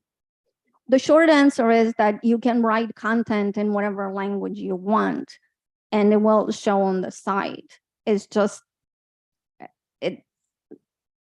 if I create original content in Spanish, I can post the original content on the site. So the site is not multilingual. Not currently, no. But we can create content in whatever language is necessary. I'm bringing that up only because in several conversations with regard to this, I asked the same question. I was told that the site was going to have multilingual components, which are drop-down components to translate all the sites. So I wanted to hear that the site will not have language. Let me get back to you on the translation capability, because the language, I see it in two different paths. One, you have pure translation capability, kind of like Google Translator or whatnot, which is fairly common. The other capability is to actually have native original content written in that language, which has the richness of the when I write original content, I'm Romanian. When I write original content in Romanian, it has a certain cultural phrasing. It's not as mechanical as a translation. So I thought that that's what you were referring to, was the original content in multiple languages, which we currently don't have. But if we do have writers that write in multiple languages, then that could be accommodated. What I do recommend, only because we do want to follow, to my colleagues, is my recommendation is let's hear the presentation first because your question might be answered in consequential slides. I want to keep the board meetings running well, and we've gone into a habit of asking questions at the end because I also want to get us in time, keep us to schedule with the board meeting itself and get us into closed session. It's not at all saying that I don't appreciate your questions, but remember that, I still want to keep us on track. So if you can, as your president, I would appreciate you write down your questions after the presentation, ask it so that we could keep in time with the board meeting. Not that I'm trying to censor anyone, but then it's just, I don't want to be told later, oh my God, the board meeting went so long. So, just FYI, I love you to death, but let's keep it going. Okay. Okay, thank you. The project implementation approach. So the project was broken in 3 main phases. The phase 1 of the project covered the discovery and planning. We did comprehensive requirements gathering sessions with input from our students, our faculty, administrators.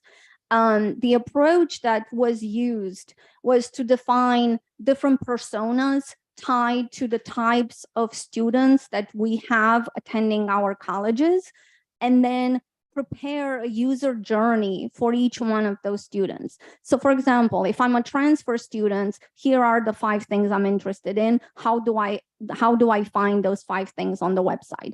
Versus being a student that is a college promise student, and here are the 5 things or however many things that are available to me. And I'm an international student. Here is the process flow for the international students. And then those user journeys were defined for these personas. After that, we built the website maps, the wireframes, the conceptual designs. This information has helped us scope out the phase 2 of the project. Now, the phase 2 of the project was focused on designing the templates, the user interface, and the backend development, and then actually building that.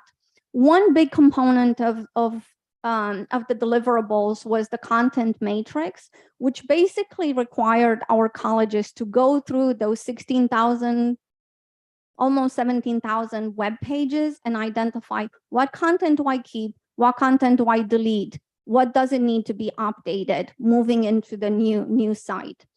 That informed the phase 3 of the project. So we identify we only want 1/3 of those pages to be migrated to the new site. A lot of it has been revised, edited, improved before the migration had happened. And the phase 3 of the project focused on actual content migration and the deployment of the sites. Not necessarily a formal phase, but there is also a stabilization period. I'll cover in just a little bit. This slide just indicate, next slide, please. This slide just indicates basically the 3 phases I spoke about. The green marks identify the areas that have been completed. So you can see currently we are in the phase 3 of the project. So we completed the planning and discovery. We completed the design and build, and the content migration and the phase 3 began in September of last year. And we are targeting to wrap up the project of phase 3 by the end of this month. Next slide, please. I wanted to highlight on the previous slide, I wanted to highlight for Trustee Eno, but I see she stepped out, all of the areas where we have engaged the student. And I remember very passionate conversations with Trustee Buelna about the need to incorporate the student feedback at every point where major decisions were made. So After we developed the homepage, we had student feedback. After we built the interior pages, we had student feedback. After we built and tested the site, we got student feedback, and we will have some more feedback at the end of the site. We are indicating those on that slide with the little graduation hats because I thought it was cool. Moving on. So I'm going to go through this really quickly. We've launched 8 of our sites: Harbor Valley, Southwest Trade, LACCD, Mission, and West. Pierce College is ready to migrate. We, however, been requested to have a new domain name for our Pierce College. That is pending. As soon as we get that, we will be able to launch Pierce College with its brand new lapc.edu domain, moving from piercecollege.edu to lapc.edu to showcase the affiliation to the LA family. So we are very excited about that. And the ESC project is currently underway. A couple of things I wanted to highlight on the next slide, please.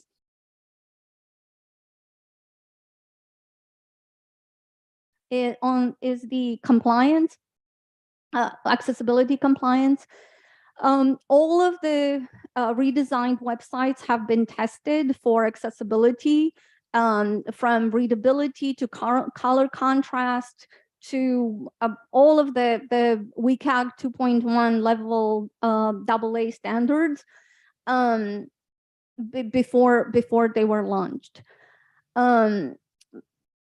So the tools that we used are our Mancito site scanning tool. This is a tool that LACCD had procured a couple of years ago, and we will continue to use this tool throughout for as long as we're going to have a website, to ensure that we continue to maintain the website compliant and accessible to all of our students.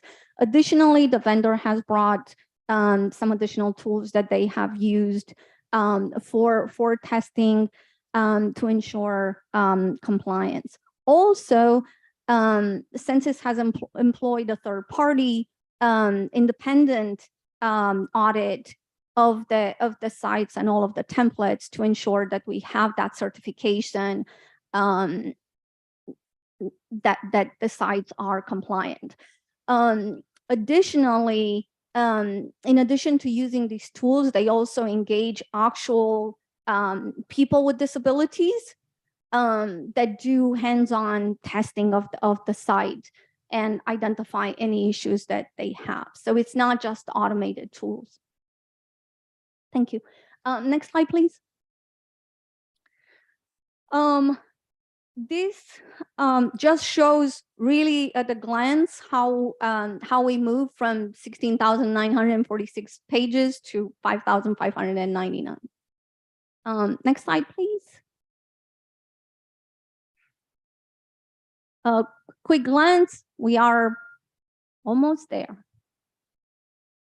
And I have one more slide that's talking about a stabilization period. So typically, after we launch any major project, we allow for 60, 90 days to ensure that everything that's been delivered works as spec'd out. So activities, can include remediation of anything that was missed or were broken, making any minor revisions to improve user experience, correct any navigation issues, do some additional training, what have you. This stabilization period, we can use the 60 to 90 days, or we can extend it if we find additional the things that need to be resolved through the end of the contract with vendor, which is June 28th, 2023. If all of the items in terms of remediation, correction, tweaks are done, we can work on enhancements requests that were submitted during the QA process but didn't make it into production, and the team will start working on that. Also, during this period of time from now until June, the vendor will do a complete knowledge transfer to our internal team. We have a fantastic web services team that will maintain the site going forward. The websites are all hosted in the cloud, so that will also be a new approach for the district. I am going to end with just a couple of snapshots of our websites. I have Los Angeles Valley College's homepage. As I mentioned earlier, the 2 buttons, those are the same on every one of our homepages. The apply and enroll buttons right there, front and center. Those take you to, the apply button takes you to CCC Apply, and the enroll button is going to take you directly to our student information system where you can enroll for classes. So very, very exciting. The navigation that you see on this site is the same on all of our colleges. So if you go to Mission or if you go to Pierce, they will all look the same. So the student wouldn't be having to learn to navigate the different websites if they attend multiple colleges. Yeah. The next slide I wanted to highlight, slide number 5, please, really quickly, is this is something that we've introduced that is new, that it shows the career and academic pathways. Each one of the colleges chooses what they want to showcase and highlight. There are the things that are maybe more known for or whatnot. This, I believe this is the missions website, where we are highlighting the culinary pathway, the STEM, health and fitness, and so far and so forth. And another example that we have, this one is from Southwest. So this concludes our little presentation. We're really, really excited about the sites. We have 2 more websites to go live, and then we will have completely completed the project. Okay, thank you, Dr. Litz. Really appreciate it. Not a doctor, but thank you. Ms. Litz. Okay, so I also want to thank you so much, trustees, for your cooperation and waiting for questions after the presentation. Just really appreciate it. And I'm gonna begin on the left side, simply because we had a couple questions on our right side. But let's go ahead and start with Trustee Hernandez first, and then Trustee Hoffman, and then we'll go back to trustees on my right side. Trustee Hernandez. Thank you, Vice Chancellor Litz. I really appreciate this presentation. And I personally think this is such arguably probably one of the most important tools that we have in our toolkit in terms of reaching out to students and getting our enrollment numbers up and making sure that they have access to information, accessibility to the types of opportunities we have in the district. And so I really appreciate you kind of walking through this, and I'm very, very excited about how much of an improvement this is going to be from what we currently had in terms of the district's websites. Can you remind me, and I'm just trying to catch up, can you remind me how much this initial RFP costs? What was the winning bid? I do not have that information available. I can respond back to the board with the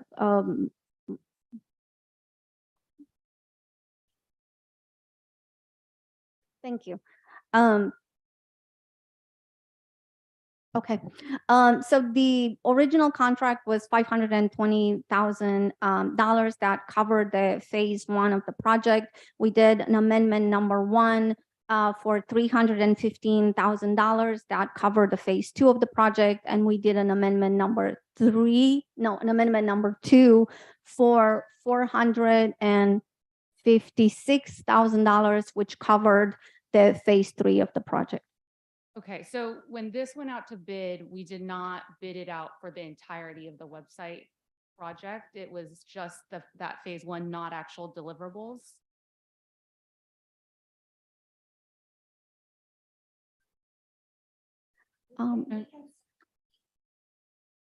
We can certainly review the bid documents. Generally, the bid document does include the entirety of the project. In this instance, as the project moved forward, IT realized there was additional needs.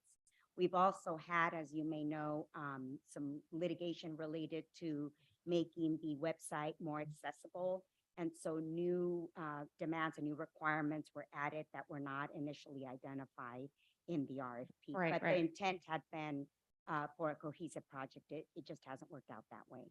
Right. So I understand that, but I just want to fully understand that when we bid this out initially, I want to make sure, as our fiduciary duty to this board, that we're, putting pressure on our contractors that win these, RFPs, these public bids, that they're really delivering, we're getting our bang for our buck, because this is an awful lot of money.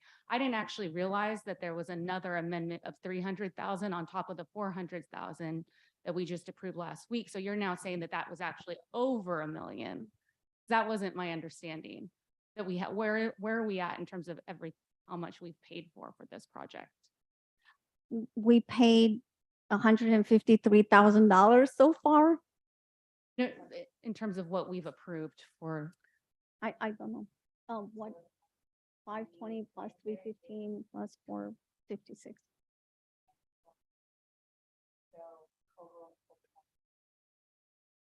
Okay, so at the last meeting, we were told that 600,000. I didn't realize, and obviously I'm new, so I get it. I didn't realize that it was actually over $1 million.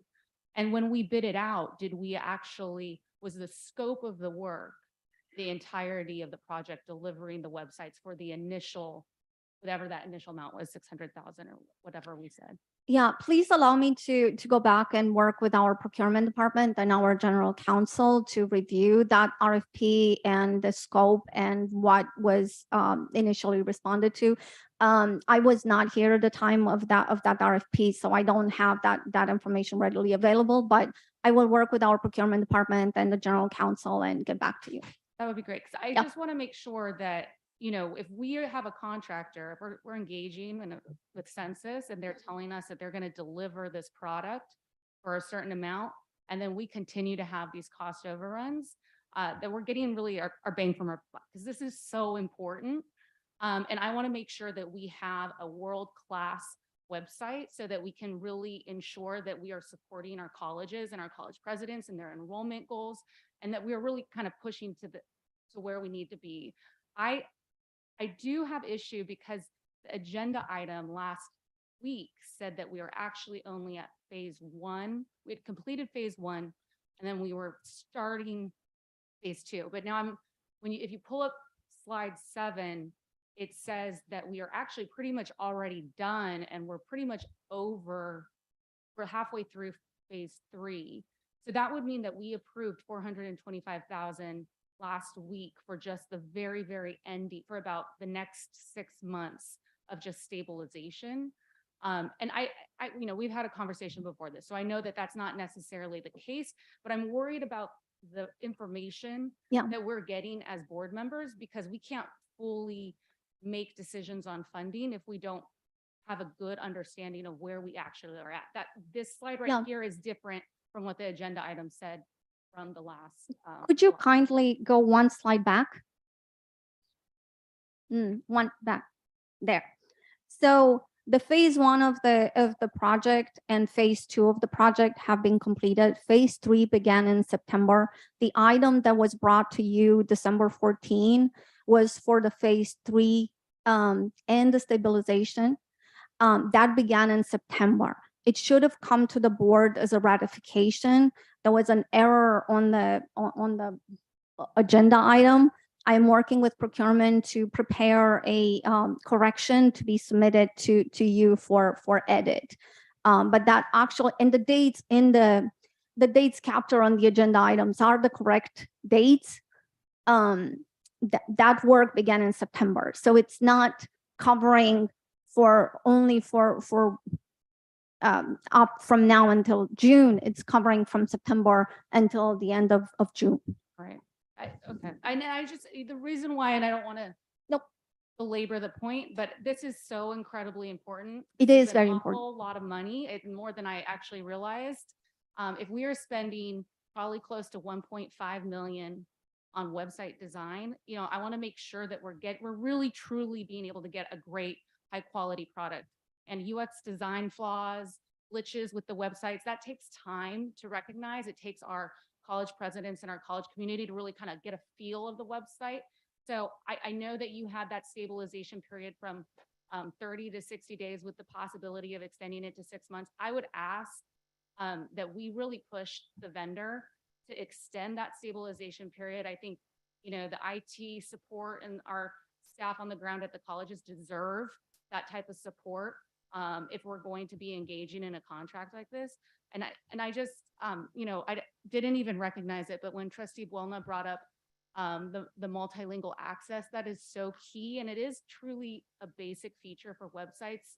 Just quick Google Karen Bass for mayor. If you go to our website right now, you can click, very common to see the ES link at the bottom, and it fully translates the site. At the very least, I think we should have that capability for the money that we're paying. And I don't want to speak out of turn. I'm not on the IESS committee, but I would ask that maybe perhaps we can have some updates at that committee as we go through the stabilization process, just so that we fully understand what's going on. Because we have an enrollment crisis on our hands. We've got to make sure that we're supporting our colleges as much as possible. And technology is really important. I'll leave it at that. But sorry for talking so long. Thank you for your input. Thank you, Trustee Hernandez, for questions. Can we make sure that we do that though? Can we get that? Yeah, can we? Yes. The answer is yes. Thank you. We'll make sure, Trustee Hernandez. Trustee Hoffman? Asking something different with regard to the optimization period. Can that Yes. be extended? So 2 asks, I guess. Yes. I'm not sure if that's a contract component. Different question. Okay, yeah, so there's 2 questions, and I think you, So if as noted in the stabilization period slide, it's actually noted there that the stabilization period could be extended to June 28th of 2023 if necessary. If we find that that's slide number 12, Crystal, thank you. So typically we use 60 to 90 days. If we haven't remediated every issue in 60 to 90 days, that's a big red flag. The contract ends June 28th of 2023. If we need to extend it through June 28th of 2023, that is fine. However, we typically like to use whatever time is left over after the stabilization to do any key enhancements that we still want, any improvements that we want, rather than just fixing stuff. But obviously, if the remediation is still needed, that takes priority. So we could extend it through June 28th of 2023. If we want to extend beyond that, that would require a contractual change, and we'll have to come back to you for Yeah, that. I would want to push the vendor to make sure that they are able to be at our fingertips, so that we can make sure that we are getting the best product possible. I think best practices with enrollment is that we have a continuous and constant review of, our websites, our college websites, making sure that they're user-friendly for students. And I think that takes time. And, I'm not the expert on that. I think, it's probably our staff at our colleges that really know, our counselors or college presidents. So I just want to make sure that we're, fighting to make sure that they have access to those resources and pushing the vendor to provide those. thank you, Vice Chancellor. Please report back and let us know if the vendor is able to do that. The vendor will be available through June 28th of 2023. Thank you.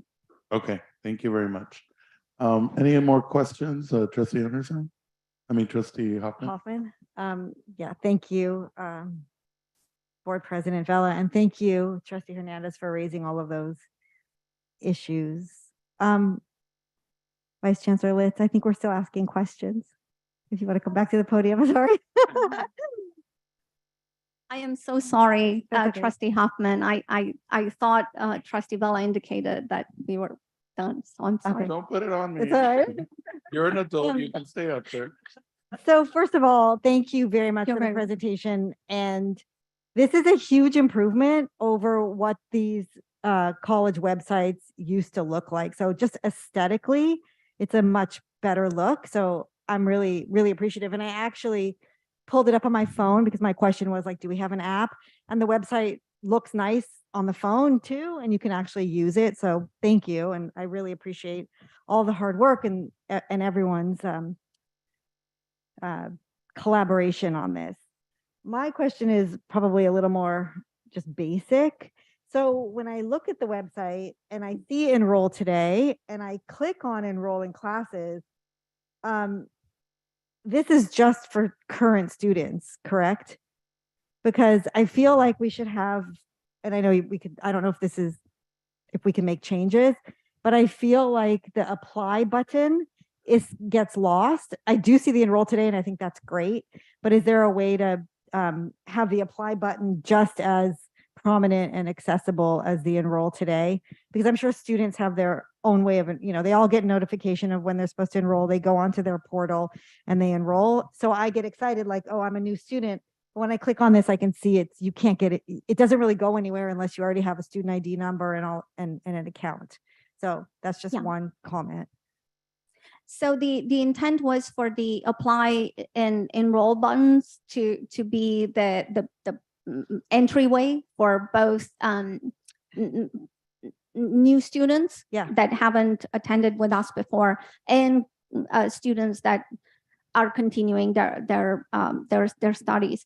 The center section, it's actually a revolving section that the colleges choose what they want to have in there. So it could vary. So if they have a big event this coming weekend for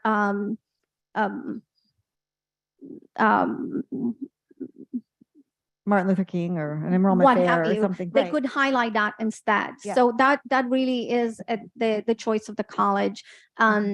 If they want to showcase enroll today, we're having a big new student or continuing student event where we are pushing that, then that's what they want to highlight. If not, they can focus on something else. Okay. Great. And then is the district website, because the district website has a very different look, that is not the updated look, correct? Yes. So Pierce, Los Angeles Pierce College and the district site have not yet been launched. We are waiting for the new domain from EDUCAUSE for LA Pierce College. As soon as we get that one, that website will be launched. And for the district side, we are currently working on the content migration and QA. And we anticipate to have that completed by the end of this month. So the district side would launch as well. Okay, thank you. Huge improvement. It looks great. Thank you. Thank you, Trustee Hoffman. Chancellor?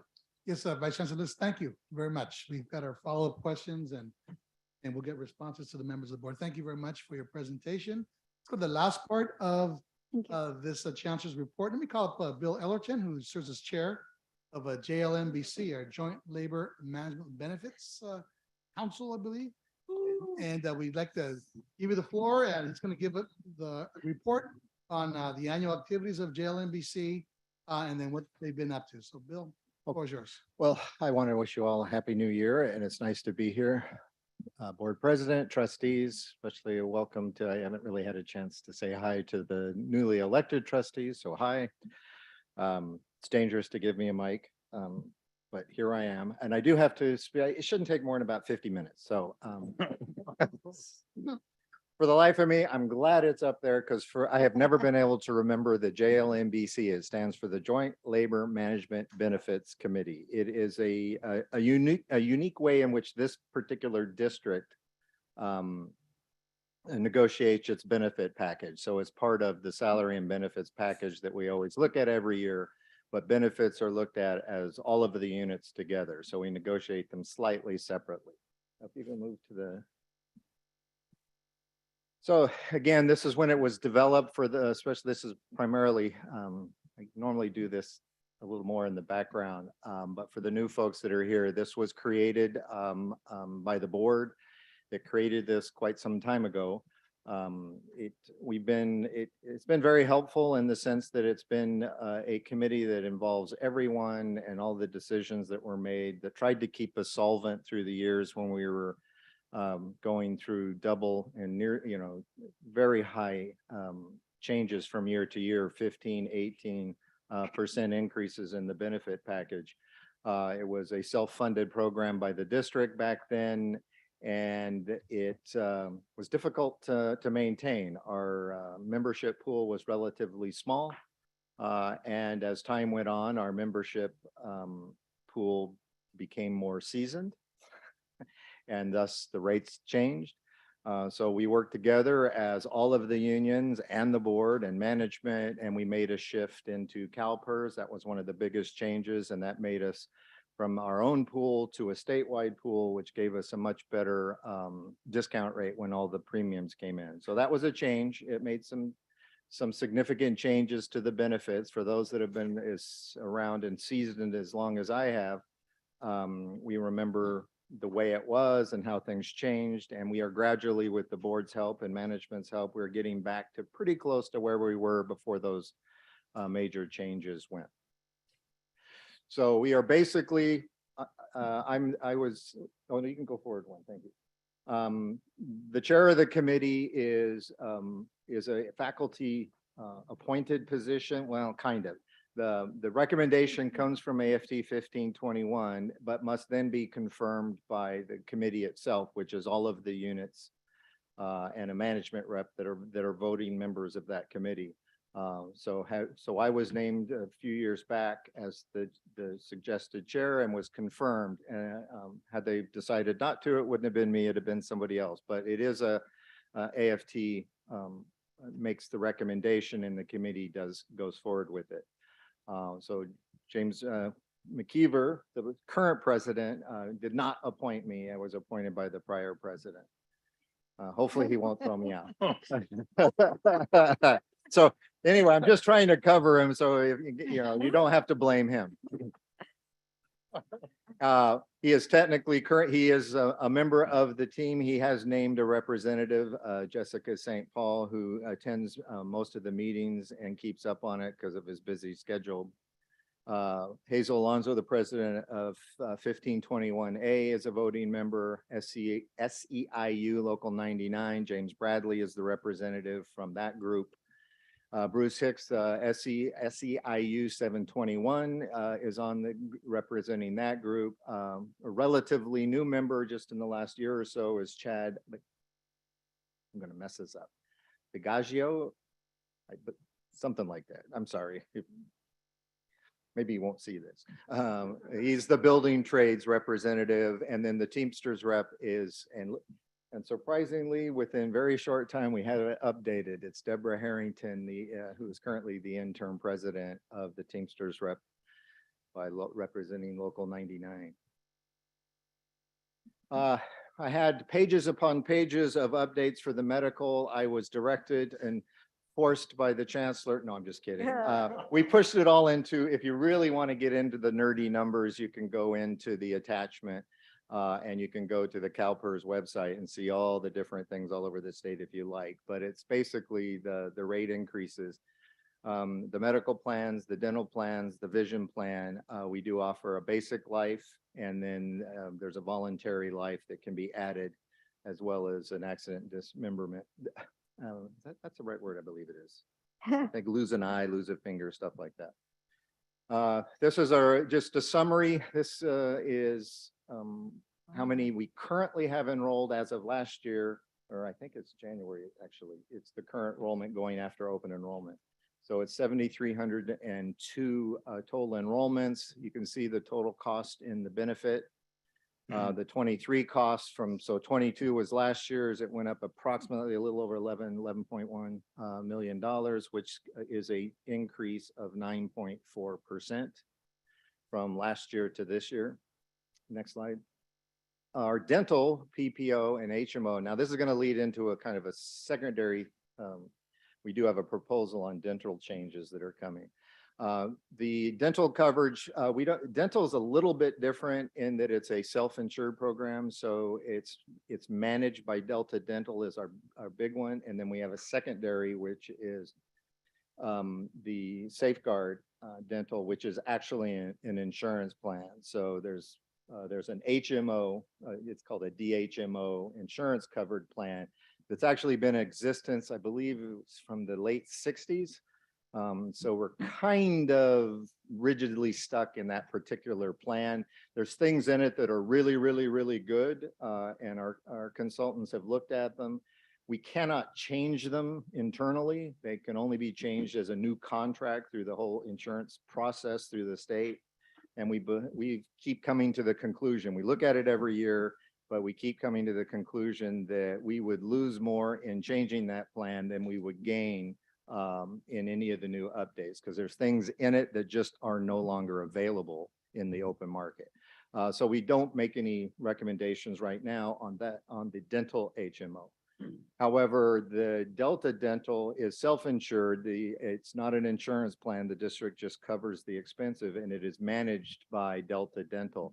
That plan, we can make changes as we see fit to make recommendations, and then the board would vote on it. And in doing so, we made some changes, and it's actually gone down from last year. So there's a savings on the dental piece. Next slide. This is our vision plan, and you may, some of the continuing board members may remember a year or so ago that you voted for a vision plan increase, benefits kick. The VSP hadn't been changed in quite some time. And even with that increase, it covered the carbonate lenses, it covered the blue filters, computer glasses. It was a very good benefit increase, and in the end, it actually cost us less money. So that was a good thing. That comes from our consultants group, Gallagher. They help us analyze all that stuff every year. And this is one of the things the committee looks at year after year to see if there's things we can change that won't cost us anything. Next slide. So this is just, there's no change in our basic life policy. It's the same $50,000. You can see the coverage. Essentially no change. This is the supplemental. This is no cost to the district. This is if we as a district have the ability to leverage the size of the district to the vendors, and then they will give us a discounted rate that our members can then access, our employees can then access. So it does save them money. It's less. They don't have a medical, et cetera, when they get those coverages. And this is one of the few things the JLMBC I'm required to in the JLMBC's charter is to report out to the board the basic activities that the committee's been working on. This was attempted to be on your board agenda in September. Due to whatever reasons and multiple things that went on, we are finally getting to it now.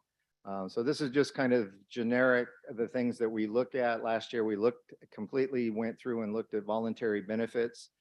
This would be things along the lines of possibility of long-term health care coverages that the members, our employees, could buy into at their own expense. We haven't made any recommendations on that yet. We did do some work on identity guard enhancement. We have some built into our system, and so we're still looking at that. And then primarily last year was a dental benefits review. And that's where we got all the information about Safeguard and how we got the information on Delta Dental. And the vision renewal is just going to renew because we made the changes last year, well, now 2 years ago. And the life and disability are going to renew as is. Next slide. And this is just some other things that come up. Probably the most visible thing that you see from the JLMBC is the biannual newsletter that comes out spring and fall. There are 3 separate newsletters, one for active employees, one for adjunct faculty, and one for retirees. And it is it's a pretty extensive document. It has some things that just repeat over and over. For our new employees, especially adjuncts that get hired, it tells them when to apply, what all the procedures are for. So we work on that essentially year round. I mean, we're just finished yesterday. The final approval of the one that will be going out in about 3 weeks. And as soon as that next month, we will begin the process of developing the one for fall, which always includes open enrollment and processes and those kinds of things. Next slide. Some of the topics that came up last year that you may or may not have heard about was our Medicare Part B reimbursement process that was put into our last CBA. It took us 2.5 years to finally get it implemented. It was a bumpy start. It is up and running, and hopefully we will get past those bumps. A lot of concern that was discussed was HBU staffing, which is the health benefits unit staffing. There was quite a bit of loss in staffing with a couple of SRPs that happened over the pretty close together. And a lot of the staff just retired, and for whatever reason, and some issues with personnel commission, those kinds of things, we had a hard time restaffing it. There's a light at the end of the tunnel. It has been substantially restored. I wouldn't say completely, but it is better now. It is beginning to work. We still have some issues. So that is a discussion that JLMBC works on. CalPERS medical plan changes. I sit on the CalPERS, I don't sit on the board, but I attend the board meetings as a, what do they call it? Not a constituency group, I believe is how they put it. So we get all the updated information as it comes out on the medical plans. We'll see next year's plans, rate changes sometime about May, first part of June. We'll get a hint of what they're going to be. This last year, there was a change in a bill called no surprise billing that came out of the federal government, and that was for folks that they called them RADs, R-A-D, radiologists, anesthesiologists, and RATs, and therapists. And they were notoriously not part of medical benefits plans. So you go to the emergency room, they would give you a doctor, and you get an emergency surgery. And when you woke up, you found that you had a massive bill from a doctor that was not in your medical plan, even though you went to a facility. And well, the Fed said they can't do that anymore. So now they can't. And so we're still working on that. We will develop more details as they finish how they're going to do it. And that will be included from JLMBC in the newsletters to help folks know that they can no longer do that. We dealt last year with quite a few open enrollment issues, most of which were solved this year. The FSA HRA administrator implementation was a great deal of last year, and that led to, it's now ASI Flex, and we've worked through those details. IRMA is one of the issues for our retirees. It has to do with their Medicare premium costs, which is a sliding cost, and it was something that was kind of left out of our last CBA. So we'll be doing that again this time around to address some of this IRMA issue. It's an earned income. It's a certain fee that gets charged. And then that brought us to the group's main recommendation, which is the dental plan enhancements. Next slide. So I'll give this real quick. I'm not going to read the whole thing, but essentially we haven't changed this plan in well over 20 years. It's the same dental plan that we always have. We're not asking, primarily, we're not asking to change the vesting. We're not asking to change the total amount. What we are asking though is to align it with what is much more current in today, which is to cover the preventive medical, in this case, preventive dental at the 100% tier. It's a tier 1. Right now we pay at 80/20. It's been very consistent in most of even the medical world. Your vaccines, your annual checkup, those preventive care are always covered at 100. You don't have the deductible, you don't have the office copay on many of those things. And the studies all show that when you do that, then you actually save money in the long run because they don't get sick and then go. That's in an attachment. You can see a lot of the analysis that was done by Gallagher in this arena. And we don't get a lot of use, comparatively speaking, they're afraid they don't go to the dentist to have their teeth cleaned because it costs them 20% of whatever those charges. So the x-ray costs them 20%, the cleaning costs them 20%, so they don't go. In the end, it saves the district a little bit of money up front, but then they go when they have to have a root canal and we pay for that. And then they go and when they have to have teeth extracted. So the analysis, the committee came to that we're recommending that we change it to the tier 1, which would cover those preventative visits up to at 100%. Right now, the industry standard is for crowns, specifically porcelain, they're all porcelain. However, we are still on a very old plan, which only allows porcelain to be in your front teeth. The rest of them have to be the metal crowns. And so we're recommending that we remove that restriction. And then there is one recommendation, which is for receding, maybe a little bit too much detail, but it's for receding gum lines. As we get older, sometimes they recede. And currently, the only thing that is covered is a very old procedure that's called grafting, where they will literally cut strips out of the top of your mouth and sew it to the side of your gums. I want to make this one.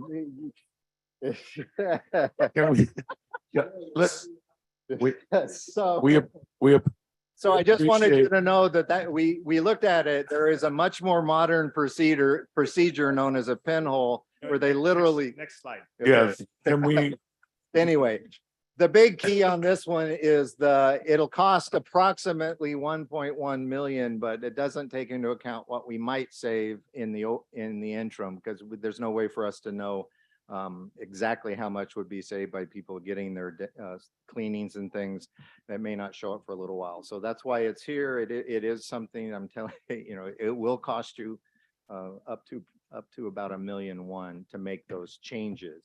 And then we hope to see some reduction in the actual expense going forward. We just can make the mask permanent. We can graft it on. Bill, do you want to wrap it up? Because we have some. That's it. There we go. That was- Okay, there we go. Really appreciate it. Thank you, guys. Thank you, Bill Overton, for. That's it. If you this. have any questions, I'll be more than happy to And I answer. will begin to ask my colleagues for those questions. I'll start with my right. Trustee Buena, any questions? Vice President Eno? Vice President Henderson? Okay, Trustee Hoffman? Any questions? Yeah, quick question, because I know we worked together when we had some glitches with the retiree health benefits when I was board president. So I'm hoping all of that got squared away when they were, I think when the policies were changing and they were being charged for the difference in their Yeah, premiums. I mean, the boards was very instrumental, and Andra, Trustee Hoffman was incredibly helpful in straightening out a problem that actually originated in about 2010 when we went to CalPERS. There was another change in approximately 2014 to Medicare that there was a very confusing period of time when things changed. And a couple of things fell off. They're back. Okay. It's working pretty much as is. We're still having a little bit of staffing issue with getting the data to our to ASI Flex so that they can actually enact it this year. But we're almost there. We're getting it's really only the second year, so it's mostly there now. All right, just checking. And then in terms of retiree health benefits, do they also get the life insurance, dental and vision, or do they just get the medical insurance for retirees? They get the dental and vision, and I don't believe they get I believe the life insurance ends at their retirement unless they buy into it. Okay, But thank you. we don't pay for that after their retirement. That was a great presentation. And as someone who just had 2 root canals and a broken tooth, so I need 3 crowns. Yeah, fun times. Go ahead. Thank you so much, Trustee Hoffman. Trustee Hernandez, any questions? Trustee Vettis, any questions? 3 quick points, maybe questions. You don't have to answer them now. You can follow up later if you like. Opt-out options. I know we talked about this a few years back. Many major employers like us also have options. Opt out that they offer employees. City of Los Angeles, for example, our next door neighbor does that. City of, I think LAUSD does as well. So we don't have one. What's the latest sort of conversation? I think there was a small dialogue a few years back. So I'll say that's one question. Second is app-based preventative health. It's becoming sort of a popular space where things like mental health, nutrition apps, wellness, fitness, whatever, that sort of fall in the category of preventative health. Some of CalPERS carriers are deciding to sort of cover expenses, stuff like the call map or whatever, or you may get like a gym, sort of benefit, or silver sneakers program, for example, kind of concepts, but just a standalone app-based, because it is, it varies from sort of PPO to HMO for the app-based stuff, and it's a huge area of growth in terms of health and well-being. And the last is emergency sort of health illness microloans concept is something that's put out if something comes up. I think people sort of have now explored programs where they're, as opposed to what's not covered, still out-of-pocket expenses, where you're able to potentially borrow on future salary or benefit that way. That's been very interesting. That's been raised and brought up, and other people are experimenting with. Wondering if JLMBC has done any of those three, and if they haven't, I can sort of throw a request from the table here, just to be able to, one, say that we've discussed it, thought about it, and we can either, go away or revise sometime in the future. I just go away. No, actually, as far as what you brought up, two of those things we have discussed, are continuing. The opt-out isn't quite the same because it's JLMBC. It would actually be it'd be a negotiated item within the MBA. It did come up in the last cycle, 2 cycles ago. We just apparently weren't able to agree on a number that was enticing enough for our members to want to do it. So it was not enacted. I'm sure it will come up again. NBA is open. Technically, it's going to be open as soon as we sunshine it. But that's a labor caucus group. Tentatively, I will be the negotiator for that as well, but it's not finalized because we still have to meet and vote on it. So it hasn't been sunshine, but it is a discussion that comes up. Do we, do we have partners or spouses? Do we know of? I'm sure we track it internally, that both have full benefit programs when they could essentially be on partner spouse program. Correct. Do we There's know- no, you do we know that? I can't mean, be on 2 programs anymore. CalPERS took. meaning that, do we offer we don't offer any kind of incentive to say be on a. We do not offer an incentive for our full-time employees who are on someone else's plan. You can see by the number that are enrolled, it's 7,000, that we have actually more than that employees. So there are employees that are not on our plans, but there is no incentive for them not to be on our plan. But legitimately, if they both are full-time employed, then they could have their own individual plans as opposed to being on a. If both are on our coverage, they are prevented. They must be on a single plan. We took that out in about 2012. So if you are both employed by the LACCD, only one of you is the member and the other one is the spouse.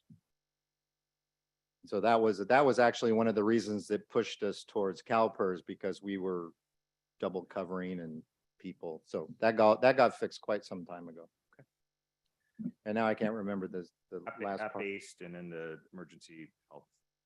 The last one you mentioned, have never heard of. I never thought of it. I'll make a note and we can bring that up as a discussion item. And that's pretty much. The app-based health. Oh, well, good, because that actually brought me up. We were going to put it on this agenda, but it got a little long. So we're going to put it up. It is moving forward. We have our new EAP, LifeWorks, which is an app-based. It has a lot of functionality. It's beginning to work. We're going to come and show you where some of your money went that you spent on EAP, and to show you the app and how it's being used and utilized. It's still a little underutilized, but we're beginning to market it. And we are moving towards as many app-based things as we can. Management staff, we're working to try to make as much of our paperwork and as much of our stuff as automated as possible, because we're still using some very antique methods for applying for medical. So we're trying to get it app-based. We're trying to get it electronic online. You just log in, fill it out, as opposed to downloading, filling it out, sign it, and mailing it back. So yes, those are items that come up all the time. And any of the board members, feel free to email me any ideas that you have, and we'll bring it up at JLMBC for discussion. Thank you very much. Trustee Vedder, anything else? Okay, thank you. Thank you, Mr. Ellerton, for your presentation. Thank you very much. Appreciate And it. have a All great right, good job. Okay, next up is our combined consent calendar. Board members, we now have for review the combined consent calendar for items I1 through W4. These items include consent calendars for Human Resources, Personnel Commission, Academic Affairs, Student Services, Budget and Finance, Business and Facilities. Please note that the students' trustees vote will not count on the action items for Human Resources and Personnel Commission. May I have a motion and a second to adopt the consent So moved. calendar for items I1 to W4? Yes.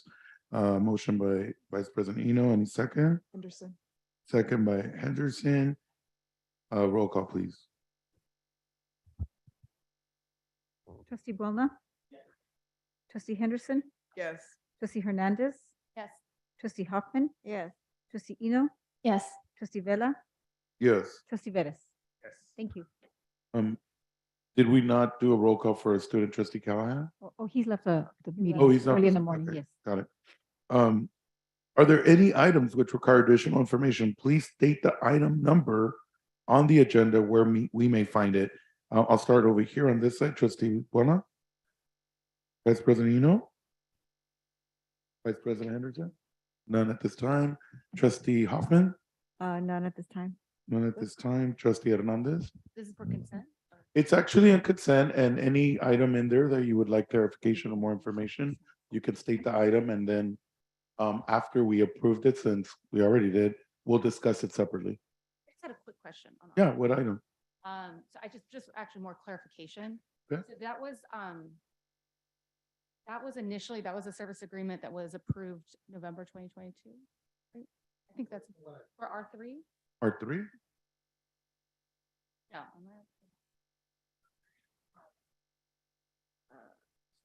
Yeah, it is. Okay. I'm good. We'll get to R3 in a little bit. Trustee Vettis, any items? You want additional information? All right, so R3, Chancellor? What it is? I just wanted to confirm it was originally approved, the original service agreement was approved November of 2022. I think that's what, I was unclear.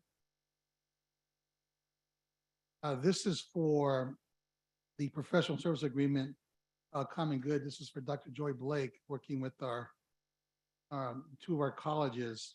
This is, I understand that this is a second, this is an amendment. We originally approved it sometime, I'm just thinking about 18 months ago, roughly. So this is an amendment to an existing contract.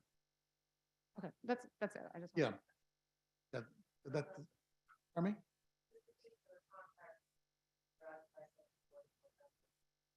Yes, thank you.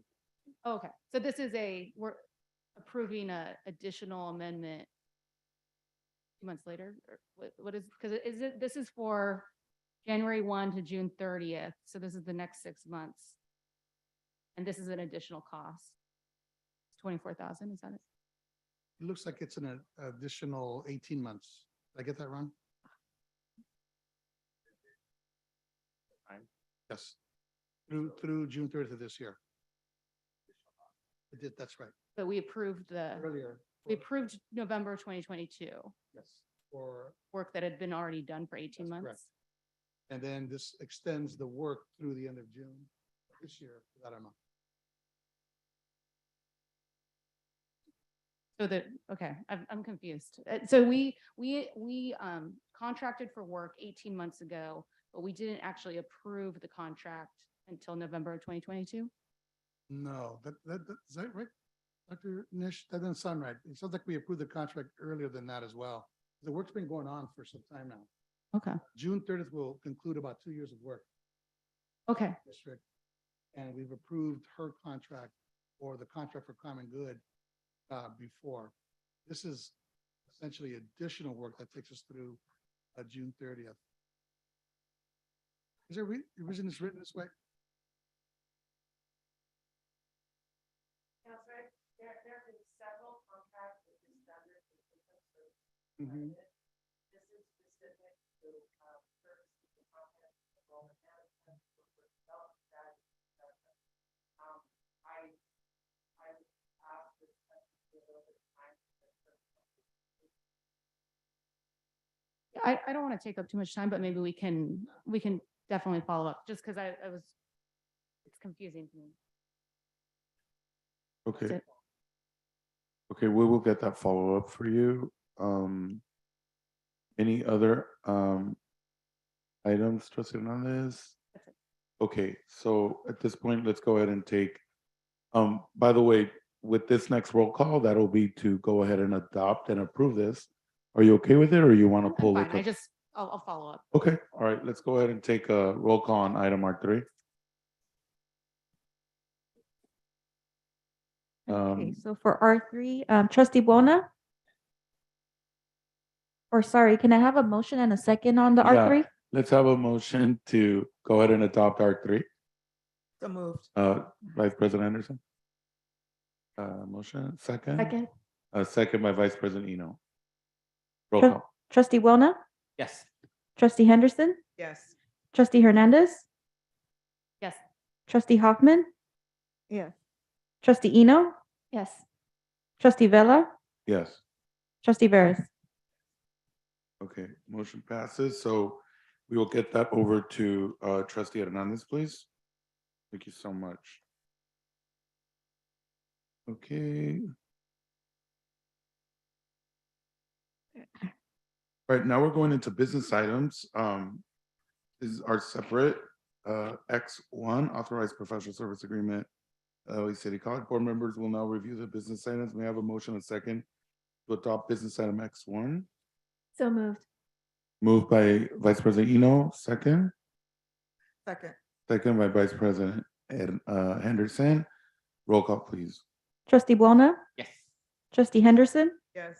Trustee Hernandez? Yes. Trustee Hoffman? Yes. Trustee Eno? Yes. Trustee Vella? Yes. Trustee Veras? Yes. Okay, next up are items for facilities, items Y1 through Y6.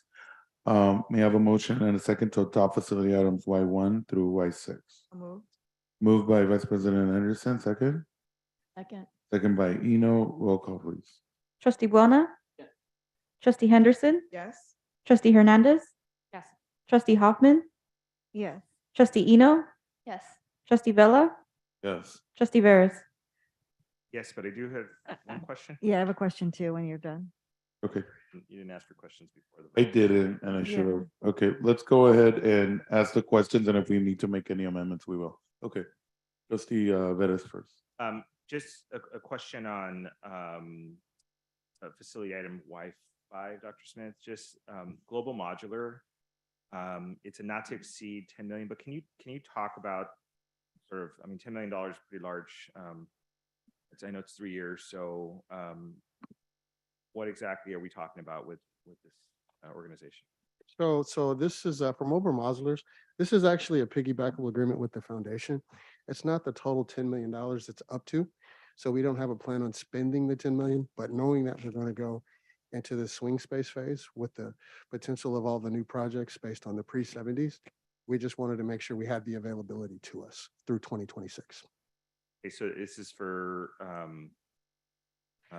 swing space, potentially like modular / all the temporary spaces. Correct. Right, thank you. And but that's not, our goal is not to spend 10 million, it's just to. It's a threshold, yes. All right, and then I guess in comparison to in the past when we've done this, has this price risen or is this pretty consistent with what we've done in the? In the past, we've had our own master service agreements within the That's district. sort of what I remember. That's why it's. Yeah, what we've done now is we're piggybacking off of the foundation because that we are receiving more favorable pricing. So we made the decision to go this direction to reduce having to have to go through the RFP bidding process. We see that the favorable pricing and what's in those agreements benefits us as well. Sounds good. Thank you. Trustee Hoffman. Coincidentally, I had the exact same question. I didn't even talk to my colleague over here, but thank you. It was answered. Great, thank you. Okay, thank you for that. Next is item Z1, and this is human resource items, employment action for interim president. Before we proceed to vote on the next two action items in regards to employment action for college presidents and district executives, I'll read the following language for the record pursuant to Government Code 54953. which is part of the Brown Act, we're required to make an oral summary of proposed action of salary schedules, compensation paid in the form of fringe benefits, all executive level positions, defense subdivision, government code section 3511.1 during the open meeting, in which final action will be taken in our course. Media provides a summary for the Chancellor, Vice Chancellor, and College President. The agenda item before us includes employment action for interim president, Trade Tech, Dr. Kathleen Burke, from January 2nd, 2023 to March 31st, 2023, with the salary placement step 5 of 22,435.43 per month of the Vice Chancellor of College President salary schedule. Dr. Burke will receive a $500 per month car allowance and she'll be entitled for same health and welfare benefits received by others unrepresented, including retiree health benefits. You have a motion on a second on item Z1. I move to approve item Z1. Okay, moved by trustee Hoffman, second. Second. Second by Vice President. Any discussion? Hearing none, roll call, please. Trustee Buona? Yes. Trustee Henderson? Yes. Trustee Hernandez? Yes. Trustee Hoffman? Yes. Trustee Eno? Yes. Trustee Vella? Yes. Trustee Veras? Yes. Motion passes. Next up is item AA, recommendations from the Chancellor, approval of board policies, chapter 3. Would you like to provide a quick explanation on the next action item, Chancellor? These are board policies associated with accreditation, institutional effectiveness, and institutional planning. So we are adopting our existing policies and moving them to the league model for these three. So we're asking for your support for this as we move forward. You have a motion and a second on item AA1. Move to approve. Second. Okay, trustee Hoffman made the motion, trustee Vice President Anderson seconded. Any discussion? Hearing none, roll call, please. Trustee Buona? Yes. Trustee Henderson? Yes. Trustee Hernandez? Yes. Trustee Hoffman? Yes. Trustee Eno? Yes. Trustee Vella? Yes. Trustee Veras? Yes. At this time, there are 3 notices. I want to inform that no action is required at time under item BB 1, 2, 3, and 4. I know that I quickly would like to just thank our staff for placing these items on the agenda as informative. It shows our commitment to begin negotiations. So thank you all very much. Thank my colleagues, and hopefully we can start early and end negotiations. Okay. Item CC, announcements and indications for future proposed action by members of the Board of Trustees. Would any of my colleagues like to make any announcements to indicate future proposed actions? I'll bring in to my left, trustee Hoffman. Thank you so much. Chancellor, can we follow up on that item R3 at the next board meeting and maybe get a presentation on the scope of work for, is it Common Good? Is that the name of the firm? Because my understanding is when we first contracted, it was because we had a very brand new college president at Southwest College, and that role was to be kind of a mentor to that college president. But I'm not so sure that the need is still there. And so if we could get maybe a presentation on what the scope of work is and how it's going and what the need actually is and what work has been accomplished and what is still left to do, I think that would be helpful. Yeah, happy to do so. I may choose to do a communication instead of a presentation, but if you don't, I'll see what the best way to do that, but all members of the board will receive that. Okay, and have we checked in with the college presidents, both at Southwest and at Pierce, to make sure that, okay, thank you. That's Thank all. you, trustee Thank you. Hoffman. Trustee Hernandez. Nothing for me. Thank you. Okay, trustee Veras. Okay, I'll go to my right, trustee Buona. I do. With regard to the language issue on the websites, I'm not sure we can move. I mean, we're obviously going to do the websites. We're moving forward with the website. I don't know how we don't see this as just straight out negligence, not including language on those websites. I mean, I don't know how it can end. I would like if we can have a discussion on the board and how much an amendment would be to include it as a comprehensive nature on the website as soon as possible. We did community polling. We did surveys of our students, which stated that language is a major issue. So to come back now that it's not there, that's bad.